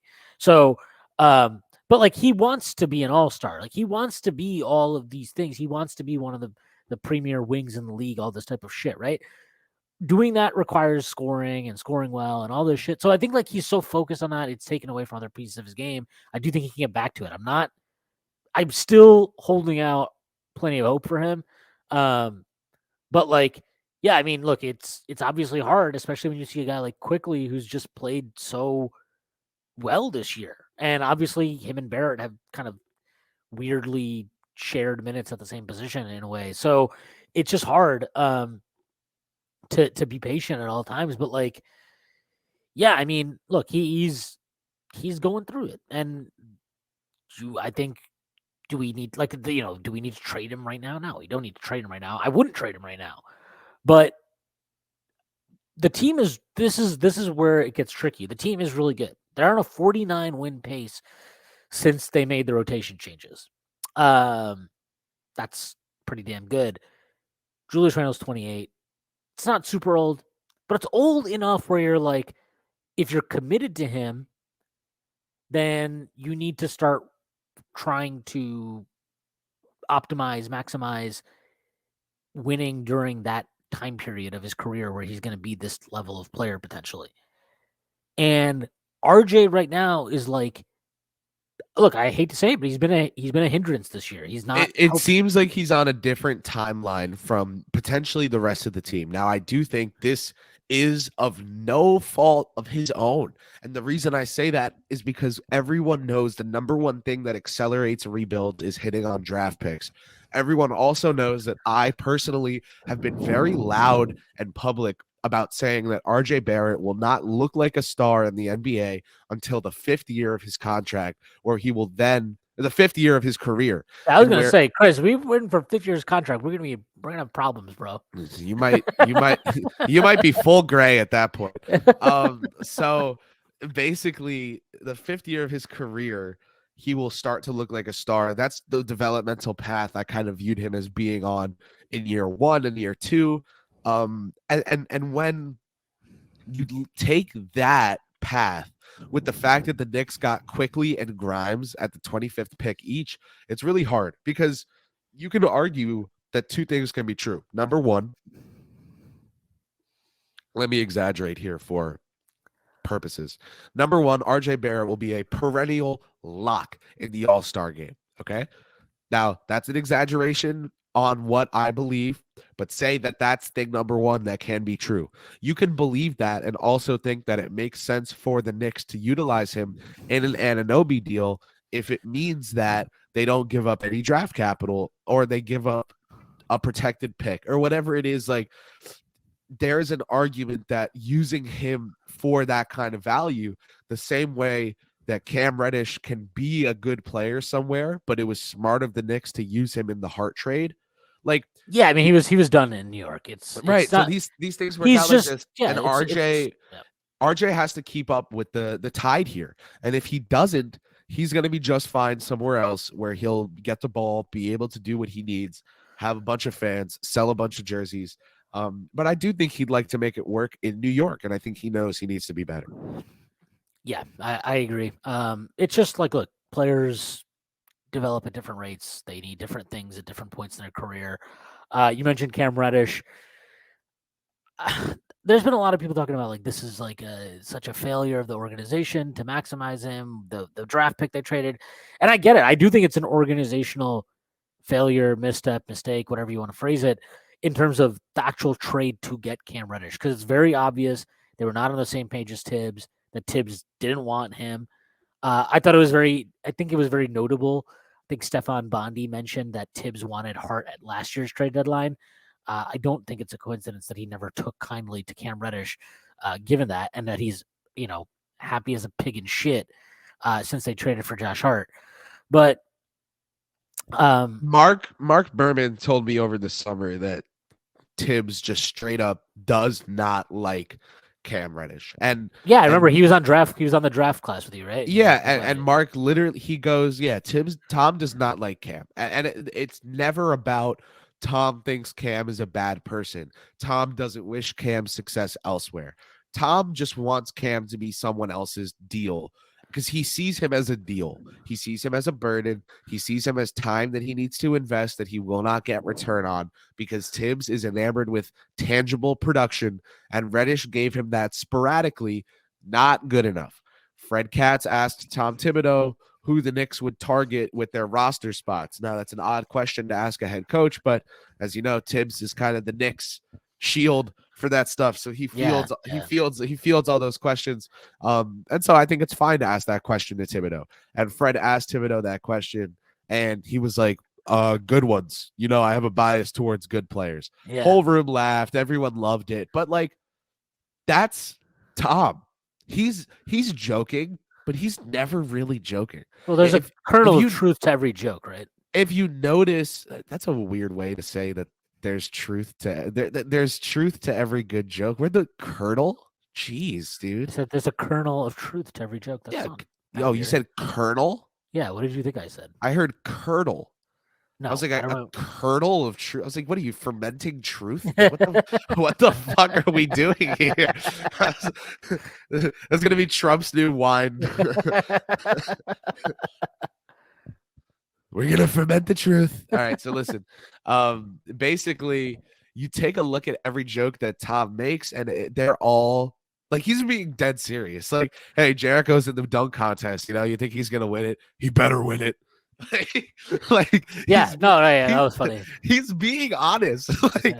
Like Tom will always either not answer you or tell the truth. He will never answer you with a bold-faced lie. And if he does do that, he's really obvious and it's not so bold-faced. It's like, "Hey, I'm lying right now." It's like it's kind of, if you're in the room, if you like talk to Tibbs, you can kind of tell like when he's like, "This is the coach speak." You can also tell when he leans forward a bit, when his head turns, when he starts using his hands to speak more than just at the end of every sentence. He's kind of into your question and he's kind of into nerding out with you about what you're asking about. But then he snaps back into reality and he like will call you a nerd for asking the question or whatever. And it's like, like he's funny. People like the environment in there. Um, with him when he's down, sitting down at the podium, fielding questions. Like Thibodeau is honest, and I just think that I said he doesn't do bold faced lies. He does lie all the time. All 30 NBA coaches and all 30 NBA head coaches lie at the podium. Part of your job is to lie. Yeah, but I think he's really honest about when he lies. Like I think he's transparent about sounding like himself versus script. Like it's just I'm interested to continue to ask him about Hart, because he loves him and waxing poetic about him. I asked him about Hart a couple months ago when he had a career high 19 rebounds at the Garden. Um, and he was like, "Yeah, he's the best rebounding guard in the league, probably." And Tom Thibodeau never does absolutes because they get people in trouble. He was asked yesterday if he thought the Knicks were the best offensive rebounding team in the league, now that they have Josh Hart. He was like, he was like, he thought about it and he goes, "We're certainly in the threshold." like he goes, he was, like he'll never do an absolute. He'll never say they're the best or anything. And this guy played for another team, and Tom was like, "This is the best rebounding guard in the NBA." So it's no surprise that the Knicks trade for him, because Leon Rose is the president. But it's also no surprise that the Knicks trade for him because Tom Thibodeau is the coach. They love each other. Hart has spoken on a podcast, I believe, the Old Man of the Three with Kyle Lowry. He was on Red X Pod with Lowry about how much he likes Thibodeau. But that's who Hart is. Hart is a millennial. He is like him and Brunson, like they go get their Dunkin' together or whatever. Like they're like buddies, like they were college kids. That's the context of their relationship.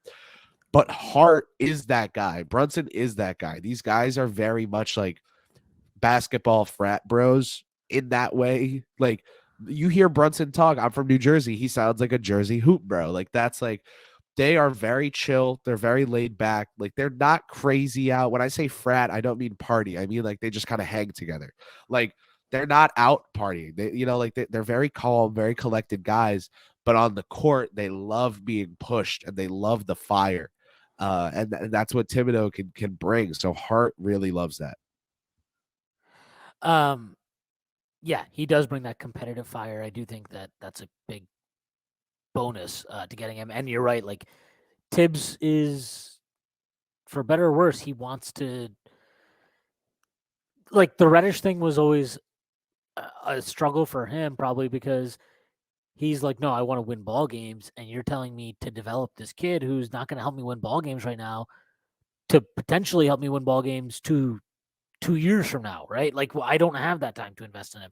And quite frankly, if I do invest in him to that degree, like it takes away opportunities for other guys who I think are better right now. So like every team. This is not just the Knicks. This is every team. Every fucking team. There will always be guys that slip through the cracks because you just can't optimize, maximize, develop everybody. It's not possible. It really isn't. And the Knicks fuck up was probably adding a development project like Cam into the mix when their priorities were not necessarily aligned with what Cam probably needs to potentially become the player he can be. They weren't trying to just have a development year, right? They want to win ball games. So you can develop players while you're trying to win ball games, but those players need to be serviceable in that endeavor. And Cam, for long parts of his tenure in New York wasn't. That's not to say he never provided value. He did, obviously, to start this year. We all saw it when he started for a while. He did things that were really good. I mean, his scoring, his slashing, he had the most efficient kind of stretch of his career in New York. So I don't think the Knicks necessarily struggled to use him. I also don't think Cam wanted the role they were willing to give him. That's part of the problem. And that's on the organization as much as it is on Cam, because when you trade for a guy, you have to know what he's expecting, what he wants, right? And that's why I think the Josh Hart move is so interesting, because that feels like a move where you're seeing an organization that's way more aligned, and the front office wants him for XYZ reasons. Tibbs is on board with having him. Obviously, he's got connections with players in the team in the form of Brunson and Randall. It makes sense, right? It makes sense. The Reddish one was not that, and it worked out the way it did. And where I ended up on it was just that, hey, look, whatever I think about him, is he good? Is he bad? Is he worthwhile investing in? Whatever the fuck it is. If he was not happy with the role that was on offer, which was effectively being the backup wing off the bench, and I don't think he was happy about it. If he's not willing to play that role, then it's okay to just move on. And the mistake was already made, right? You already made the mistake when you traded for him without really having a good plan for it. The dumb thing to do would be we have to justify this mistake, right? Bite the bullet, move on, and give Cam another shot somewhere else. And you know what? Good for Cam. He's got a shot now in Portland. Hopefully he does well there. I don't really have any animosity towards him, because, look, he didn't say or do anything in his time in New York that requires any animosity. He shut the fuck up when he was sitting on the bench. He never said anything. And now he's gone. And it's a weird thing how it all played out. I think the front office deserves blame. I think Tibbs deserves blame. I think Cam himself probably deserves some blame. We'll probably get the full story at some point. But yeah, I mean, look, he's in Portland now. Hopefully he does well. I don't really care. Doesn't bother me. I'm happy we got Josh Hart, and I'm happy that this team is doing well. And for the people that are like, oh my God, this just shows that the Knicks can't develop young talent. They don't play young players. They don't give these guys opportunities. Just say you're not watching the Knicks this year. That's just what it is. If you believe that, you're just not watching the Knicks this year. And related to Cam Reddish, and actually related to RJ Barrett, is I see people are like, we should bench Quentin Grimes right now. He should move to the bench because he's struggling. And I'm like, I don't want to move to the bench. This is where you develop. This is part of it. He's struggling right now. Good. Let him figure it out. Let him fucking find out. He's got to get over it. I think this is good development for him. And you know what? I didn't think yesterday he had a very good defensive game, but most of the time, even when he's struggling offensively, that's a guy that's not going to hurt you, because he can defend at a high level. We've seen him do a great job on multiple scores this year. I mean, Donovan Mitchell probably has nightmares of this guy at this point. And yeah, this is part of it. This is all part of the development of players. And different players need different things, right? I think Cam, personally, this is just me, I actually think the role that the Knicks were giving him is exactly what he needs. That doesn't mean that should always be his role, but I think for right now, less was more for him. Do less. Focus on these 3 to 5 things we want from you consistently every night. And then from there, yeah, then you can start adding your tween hezzy Paul George wannabe bullshit. That's fine. But you got to establish yourself at a level right now. And we see this with Quickly, right? Quickly, not to cut you off, but that's the issue with Obi for the team. So if you ask me, Thibodeau, the coaching staff, they think that when it comes to the little things, I'm not trying to put words in anyone's mouth. I think they see Toppin as a bit of an anti-Hart, in that he's not good for the margin plays or the offensive boards or the steals or the hustle. They want him to be a glue guy, and they want him to be Jay Crowder. Yeah, that's not what he is. It's just a misuse of him. That to me is different from the Reddish thing, because that is a failure of the coaching staff entirely. I don't care. You can tell me the front office shouldn't have picked him and whatever. Look, let's be real. The front office did not anticipate Julius Randle morphing into whatever the fuck he's become, all-star, all-NBA, whatever. They picked a guy they like his talent. He's an offense. He could potentially be an offensive hub type thing, whatever. They've gone so far away from that, and it's like more stark than it was last year. I feel like he was first 2 years I feel like he was way more involved. It made sense last year. Yeah, and this year it's just like I'm like, dude, you're right. Like they literally are just like stand in the corner, space the floor. So I've always said that he's asked to be Nick Batum, but I think that that's like not actually accurate. That was just a name to make a point. I think like, you know, pick a 4-5 tweener that just sits in the corner. Like they would like him to be Vanderbilt. They would like him to be Covington from a couple years ago, or like offensively. Like they want a guy who can hit the corner threes, and they know he's a connector. And Berman spoke to Thibodeau, understanding the value of Toppin's on court motor. But they think he's a weak rebounder, and there's other things as well, obviously, but the rebounding is the one thing I've really heard about the most. From people involved in regards to like, what is it that he doesn't do that would result in more minutes if he were better at it? And it's the defense and the rebounding goes off a cliff when he's on the floor and Randall isn't. The rebounding is just also not accurate. The team basically has rebounded at roughly the same clip, slightly worse, the last 2 years that he's been on the floor. Sorry, go ahead. That's the view. That's the explanation. He's a weak rebounder. Yeah, I mean, and honestly, look, like, I don't care what anybody says. It's very obvious to me that everything that Berman says is literally whispered in his ear by Tibbs. I thought it was a fucking joke what he tweeted out after the trade deadline about Wes. The only reason he's here is because Wes wants him here. Not because it's not necessarily true, but like, why are you as a coach allowing this information to come out there? Why would you say that? Like, and like, I don't have a problem with Tibbs benching Cam Reddish at all. I have a problem with, he was asked about Reddish, I think, before the Philly game, and he said something like, "Oh, well, Cam just wasn't consistent here, and that's why it didn't work out." And it's like, he's not wrong, but why are you saying that, dude? What is the upside of that? What is the point of fucking saying anything that can be interpreted as a criticism of a player once they're out the door? Just fucking, you can just say, "Hey, Cam's a really good guy, good player. It's just kind of a tough situation here." You don't need to even answer the question, right? You can just say bullshit and get away with it. The OB stuff, look, last year he called the guy backup, the backup quarterback comes in and you see why he's the backup. And like, he's done this shit repeatedly with him.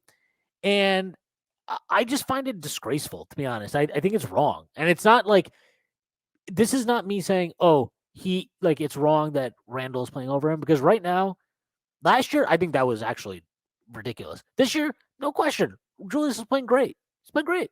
So, of course, that's going to impact Obi's minutes, that's fine. But like, there's just been no attempt to even see what he can do in a different role, in a different capacity, in different lineups. Even when he's playing well, he doesn't get minutes. Like, it's a joke. And honestly, it's the most disgraceful thing Tibbs has done in his time here. Maybe the only other thing that's comparable was having to witness Elfrid Payton start an entire fucking year at point guard, right? Or Alec Burks starting over quickly at the end of last year. Tibbs just decides what players are and what they're capable of, and oftentimes puts them in boxes and doesn't want to see what they can do if you break the box a little bit. And quickly was look, quite honestly, I think Tibbs has always liked Quickly, but I don't think he appreciated how good Quickly was until now. Like, I don't think he viewed Quickly as the type of defensive player he's become. I don't think he viewed Quickly as a guy that could score the way he's scoring now, not just from three, but like inside the arc. I mean, he's at 51.5 from two this year, which is a crazy jump. But like, now that he's done it, it's like, oh, okay, yeah, now I love him again. And now I can view him in all these different ways. But like, he wasn't a point guard to him, right? He was just a nice combo guard off the bench for him. And so like, with these young guys, like if he sees you a certain way, it's very hard to break that. Like he sees Grimes as a starting 3-and-D player, right?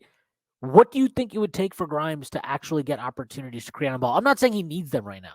I do think he could probably do a bit more than he does, but like it's the type of thing where it's like it's going to take some real significant progression from Grimes in his skill set for him to ever even get that opportunity.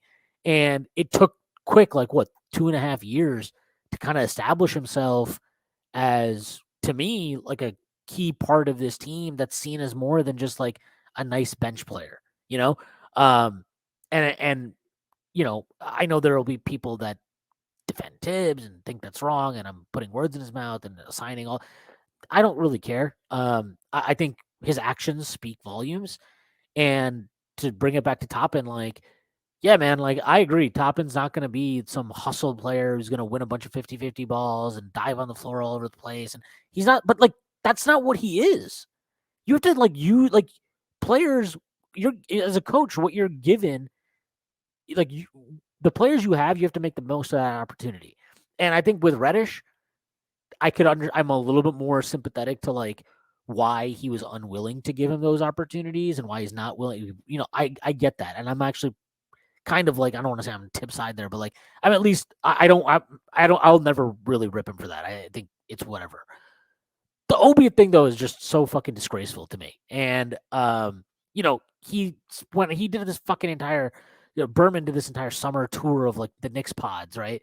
And he's like, oh yeah, Tibbs loves Obi now. He's one of his guys now, blah, blah, blah, blah, blah. And it's like, man, I don't know how you could be even more full of shit than you already were, but somehow he pulled it off. Like, look, again, actions speak louder than words. Even when Obi's shooting well, playing well, it doesn't matter. It doesn't give him an extended run. So it is what it is at this point. I'm happy we kept him through the deadline because I just think we can't be losing rotation pieces given how threadbare the bench has been at times this year. But like, I think he'll be moved this summer because there's just no opportunity for him under this head coach.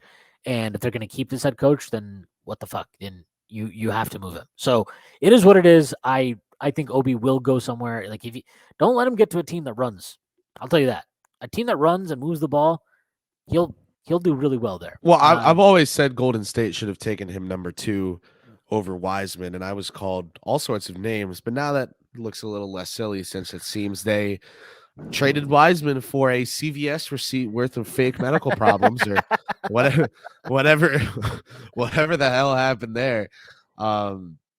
Sorry, Ricky G. Big loss for him. James Wiseman off the team. The great Ricky G. But to me, I just think that this is so corny if I like don't explain it. So I gotta like really think about how I say this. But like to me, the path has always been very clear for this Knicks team. They're just far enough along it now that people are able to kind of figure it out. That who weren't earlier. I think you have smart people like Jeremy Cohen who literally predict or like will accidentally dream of the Knicks making a trade and then it happens in real life. That like that's not a coincidence. It's like Jeremy's a genius. These people who figure this stuff out, really no one does it like Jeremy. So I could just talk about him, right? Jeremy's a genius, but Jeremy's a genius.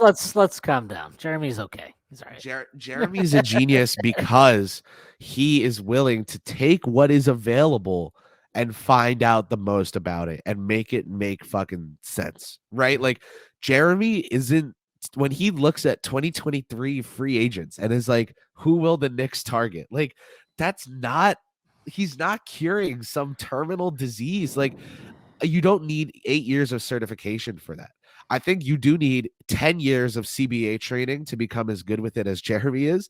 But what I'm saying is there's like Jeremy didn't get a secret key to find out from Leon Rose himself behind the scenes what the plan was. He's just really smart and he sits the hell down and he figures it the hell out. Like this plan has been able to be figured out by some very smart Brock Aller like person who can crack the code. I just think that like Jeremy talked about OG Anunoby to me probably being someone that the Knicks would target because it made like too much sense. And I went and dug around on it. And guess what? I was the first to report a bunch of stuff about Anunoby because Jeremy made me go dig about it. Like, that is how smart Jeremy is. He literally beats reports, right? Like with his own guesses. But he does that with information that's out there. Like he just uses it well. I think the Knicks front office plan, and he uses it better than anyone else. I think the Knicks front office's plan can be figured out. I don't think it's some impossible hieroglyphic cipher that you have to crack and get a translator and have like just have someone who fucking understands the CBA sit down with you and talk about like the Knicks. Like it's pretty straightforward, not in regards to the exact players, in regards to like the timeline of when they want to be good. Jeremy has said this a million times. He's pointed out the 2024 offseason as that time. Yeah, like I just think it all adds up. I think it all makes sense. More dots are being added. So as we connect them, we're getting more of a full picture. But I think all the hypothetical dots were there from the start. And yeah. Yeah. And look, it's again, like we've talked about with Reddish, right? Like you're not going to nail this is the thing, right? No front office nails every decision, not a single one. It's not possible. And so you're going to fuck some shit up. And have they fucked some shit up? Yeah, they have fucked some shit up. But on aggregate, you look at where they are versus where they were 2 years ago. You've got an all-star, all-NBA caliber at times power forward. And obviously they didn't sign him, but they did choose to keep him and then extend him and really like what in the midst of what was truly like an atrocious year last season, and not just his level of play, but obviously all the other shit that we saw. If social media was around, Coughlin would have gotten fired after year one, and Eli would have had a new head coach. I always say that. I always say, I do think that when everyone is saying to fire someone and it doesn't happen, or trade someone and it doesn't happen, if the team couldn't trade them and that's why they weren't traded, that's one thing. If the team was actively like, we believe in this player, watch him bounce back, that's ballsy. So yeah, and that's and like I just think they deserve they've signed an all-star caliber guard anyway, in his prime at age 26, and yeah, you can tell me that it's because of all the connections they obviously already had with him, but like, isn't that the point? Like that's the point, right? You can't be like, well, I thought Leon was going to use his connections to get guys, and then when he uses them, be like, well, he just because he's his godfather. It's like, yeah, that's the fucking point. They've drafted pretty well. Like Emmanuel Quickly is the guy they drafted. Quentin Grimes, the guy they've drafted. Mitchell Robinson, they chose to keep him, extend him. RJ Barrett chose to keep him, extend him. I mean, RJ is probably like the one that right now is the most like, are we sure that was a good choice yet or not? But we'll see. Like, I think if anything, we should look at the Randall situation last year. I'm trying to apply this because I was vocal about being like, get Randall the fuck out of here. Like, this is just awful. He's not going to turn around. Obviously, he's made me look like a fucking idiot, which isn't that hard. But that's what I think with RJ, like, let's see how it plays out. Let's see if they can make if they come to the right conclusion, if the patience pays out. And, like they've slowly, methodically improved the team. And now they're at a point where like, I was against trading for Donovan Mitchell in the summer, but if a star comes available now, I'd be a lot more open to it because I think the team is now actually in a position to do it. But yeah, I mean, look, the OB thing it is what it is. If they can use him to upgrade, I'm okay with that. I actually was watching the Kings Mavericks game yesterday, and I was thinking about, hey, what if they traded Obi for a draft pick and then they signed Trey Lyles for an MLE? How would that play out? Like, that would be an interesting move. You were thinking about that? Yes, I was actually. Me and Mr. Zach talked about it. Oh, okay. Just making sure you admitted that the first good idea you had in like 8 years wasn't yours. It's not the first good idea I've had in 8 years. No, but It's, it was should I have said the only? no. Uh, but like, I mean, is that something that you would do? I don't know. I mean, that's Yeah, like yeah, yeah. it's at least a thought. It's very much in the strain of Deuce McBride is not playing anymore, and everyone's okay with it. That's what I think you need to look at. Is the Knick fans are okay. A lot of media, we look at the Knick fans as we really try to get a pulse, right? Like I come on to Strickland. I follow you guys. I follow Knick fan content creators from all different kind of self-created networks and private, net. Like I just want to know what people are thinking so I can best tweet and cover the team. I can say truthfully, the fans have been frustrated with this player recently. He really needed this 25-point performance. And I think keeping the pulse is good.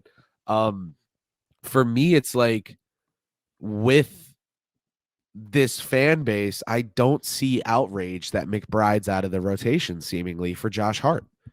And you know what else I didn't see? Outrage that Quentin Grimes didn't close last night because Josh Hart did. And so I think there's a fine line, and I think two things can be true. One, there's a tightrope to tiptoe in regards to how much do you play Hart / how many minutes do you take away from Grimes / quickly Or RJ / Barrett / who do you close with 2 out of the 4 / all that. But these are champagne problems, right? Right. Like these And are then good so problems. that can be true. The other thing that can be true is I do think this team knows how to toe that line. I think they're going to this is the situation where I'm like, Tibbs wants to win. He's going to do what's best for the team. Because we've seen him bench Barrett in crunch time for quickly. If I told you last year, No, I wouldn't have believed it. you would have I mean, even you would have yesterday, asked me for the ayahuasca that I like. I thought yesterday he made a big call taking quickly on bringing Barrett in and leaving Barrett in and closing with Hart and Barrett. Like I thought. So do you see how it goes either yeah, way? It goes either way. And that's why I asked Thibodeau about it when he first left quickly in for Barrett. Something told me that was a trend that was forming. Because when Tom Thibodeau does something, he's usually comfortable doing it again. Does that make sense? He'll never do something until he's ready to implement it. Other than like He playing does. other than like playing Cam Reddish and He won't. playing Obi and Randall together. Things he's tried, but then he was just like, "Fuck it, no, I'm not doing that again." But he tried them. He tried them, He did. and he didn't like what he saw, so he stopped. I think that he a lot of people write things off as, oh well, he wants to win. Yes, Thibodeau wants to win every game he goes to work for.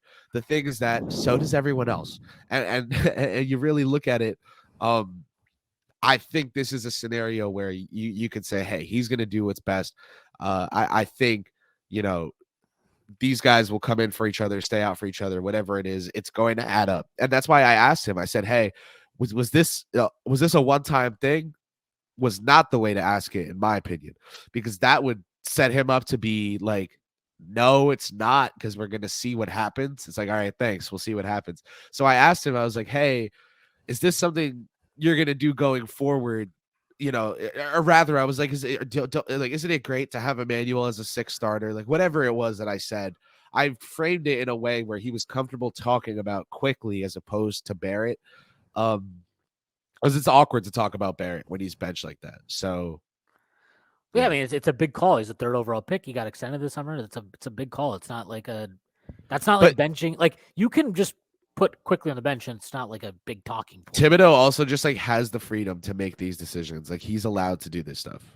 Yeah, and that's how it should be. Like you should want your coach to coach. He should be empowered to make whatever decisions he thinks are appropriate. When he's making stupid decisions, you should be able to tell him. And it seems like that's where they've landed, at least this year. So, yeah, I mean, look, like, again, the Obi thing is, we'll sit here forever and people will be like, well, it was the 8th overall pick. They fucked it up. At some point, like, look, like the Warriors, right? They're going to get killed for this fucking Wiseman thing forever. Like, they took Wiseman 2nd. They traded him for Gary Payton II, who is apparently injured forever. Like, who knows, right? But at some point, you can't this is why I commend them for what they did with Reddish, where it's like you can't keep trying to justify a past decision at a certain point. You have to just accept the reality and move on. And then, like, the reality of the situation is Julius Randle's playing at a level where your backup four is just going to be a limited minutes player. And even if I think Tibbs is doing a disservice to Obi, and that I think and that he could easily get him to 20 minutes a game if he really would be a little bit more flexible. The reality is that's a backup role. It's a backup spot. You can't you can find a good quality backup on the market. And to Obi, and for Obi, like Danny Green to the Cavs. oh, Breaking. that's a good pickup, actually. That back home where it all started for him. But I wouldn't know. I had no idea he ever played. I thought if you asked me, I would have been like, yeah, he was always with the Spurs. yeah, no, he had a That's when I started watching. It was like 2012. Yeah, he was dancing on the bench with LeBron back in the day. But like, Wow, respect. yeah, but like, yeah, you just the Obi thing is just frustrating because he, obviously, I think we both agree he hasn't gotten a fair shake from Tibbs, but like, that's the reality. If you're the front office and Tibbs is your guy, like, that's not going to change. So move the fuck on. Like it is what it is. And like, again, I was fine with them not trading him at the deadline because I didn't think they could use him in a trade that would return a four. Like, they wouldn't get the value in terms of picks or in terms of a player that could fill that void in the rotation. But like in the offseason, it's a lot more feasible. And if that's the way they go, yeah, I mean, I won't like it, but it's probably the right decision at this point, right? So, all right, look, I think we've gone for 2 hours here. It's a pretty good place to end it. Before we get out of here, I guess, real quick, what do you think? The Knicks finish as a top 6 seed or no? Yes, they will. Coming into the season, I viewed them as a team that was a lock to land a play-in seeding. That means the 7th or 8th seed. Because if you're a lock to get in there, you're probably not going to be the 9th or 10th, right? So I said they'd be close to a playoff team, but just outside of one, due to the fact that teams like Cleveland got better over the offseason. What I did not see coming was Brooklyn getting worse. And so when you see that team switch up a little bit, I think the Heat can jump them in the standings. I think we can get that spot underneath. So if it's, or sorry, I think misspoke.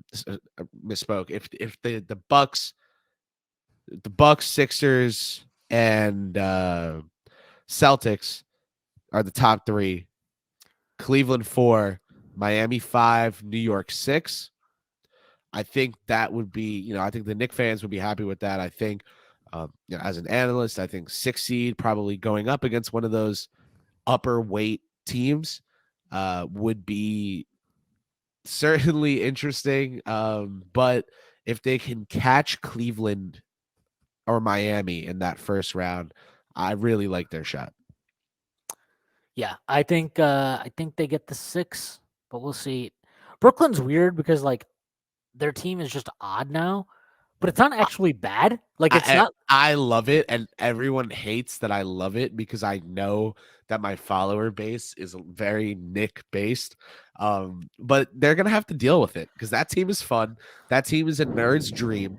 And sometimes it's fun to exit real life and just be like, let's nerd out for a little bit on something like Star Wars or like Game of Thrones or like DFS Cam Johnson and Mikal Bridges. So. They're also like they're up already in the standings. I just don't think that team is just not gonna like suck. That's the main thing. Is like they just have too many good. They will not.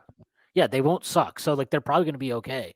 But I mean, look, they clearly fucked up in a lot of ways. Anyway, all right, let's get at it. Let's close. What do you mean? What do you mean, dude? So yeah. I think that as someone who covers New York basketball for WFUV Sports, always talking about the Nets on our basketball podcast for the station Pick and Pod, I really have a good pulse on the Nets, their fan base, like really good. And every week I follow and cover the Nets. And, I don't do it on my timeline because nobody that follows me would enjoy that or want it. But I do it for WFUV on the show every week, and I think that this is a real shocker to me. I cannot believe we are here. I cannot believe that once everything got rolling, this happened. I am in disbelief. I will see Kyrie Irving play more times in white and blue, and I will be very thrown off by it. And I will see Kevin Durant suit up in purple, orange, and black and just not believe it. And I don't not I, it's because of how it went down. I just can't believe the shoes fell so fast. Yeah, it's pretty amazing. All right, get us out of here. All right, Kris, let the people know where they can find you and plug anything that you'd like to plug. Twitter.com/that the jumble of vowels that make up my last name. Have fun typing that in. But go throw me a follow. I beat report on the Knicks. I analyze them as well when games I'm not beat reporting, and I also broadcast college basketball, analyze the NBA as a whole. Lots of fun basketball, smart basketball talk, I like to think, over on my page. If not smart, at least educated. Maybe I'm going somewhere stupid, but I started somewhere smart. And if you want to go check that out, I appreciate you supporting my journey into sports media. So go throw me a follow at Kris Pursiainen on Twitter. And go Chiefs today. I lose either way in this game. So, all right. Ian Begley asked Jalen at the end of his presser. He said, "How much do you have KC by tomorrow?" And Jalen just looked at him with this fucking death stare. like it was like I'm comfortable with this guy because I've seen him all year, but that's not funny. I'll hurt you. I'll really slap you. Don't joke about mine. Yeah. All right. I have nothing to plug other than all the work at the Strickland. Check out all the pods, all of the writing, all of everything we do. Check out the rundown that comes out after every game with Sam and Tyrese and Jeff. They do a great job. And give Kris a follow if you're not already following him. All right, that is our show for today. I hope everybody has a great Super Bowl Sunday. You will be listening to this after the Super Bowl. But if you bet on it, hopefully, good luck. All right, that's our pod for today. Hope everybody has a great night, and I will see you on Friday.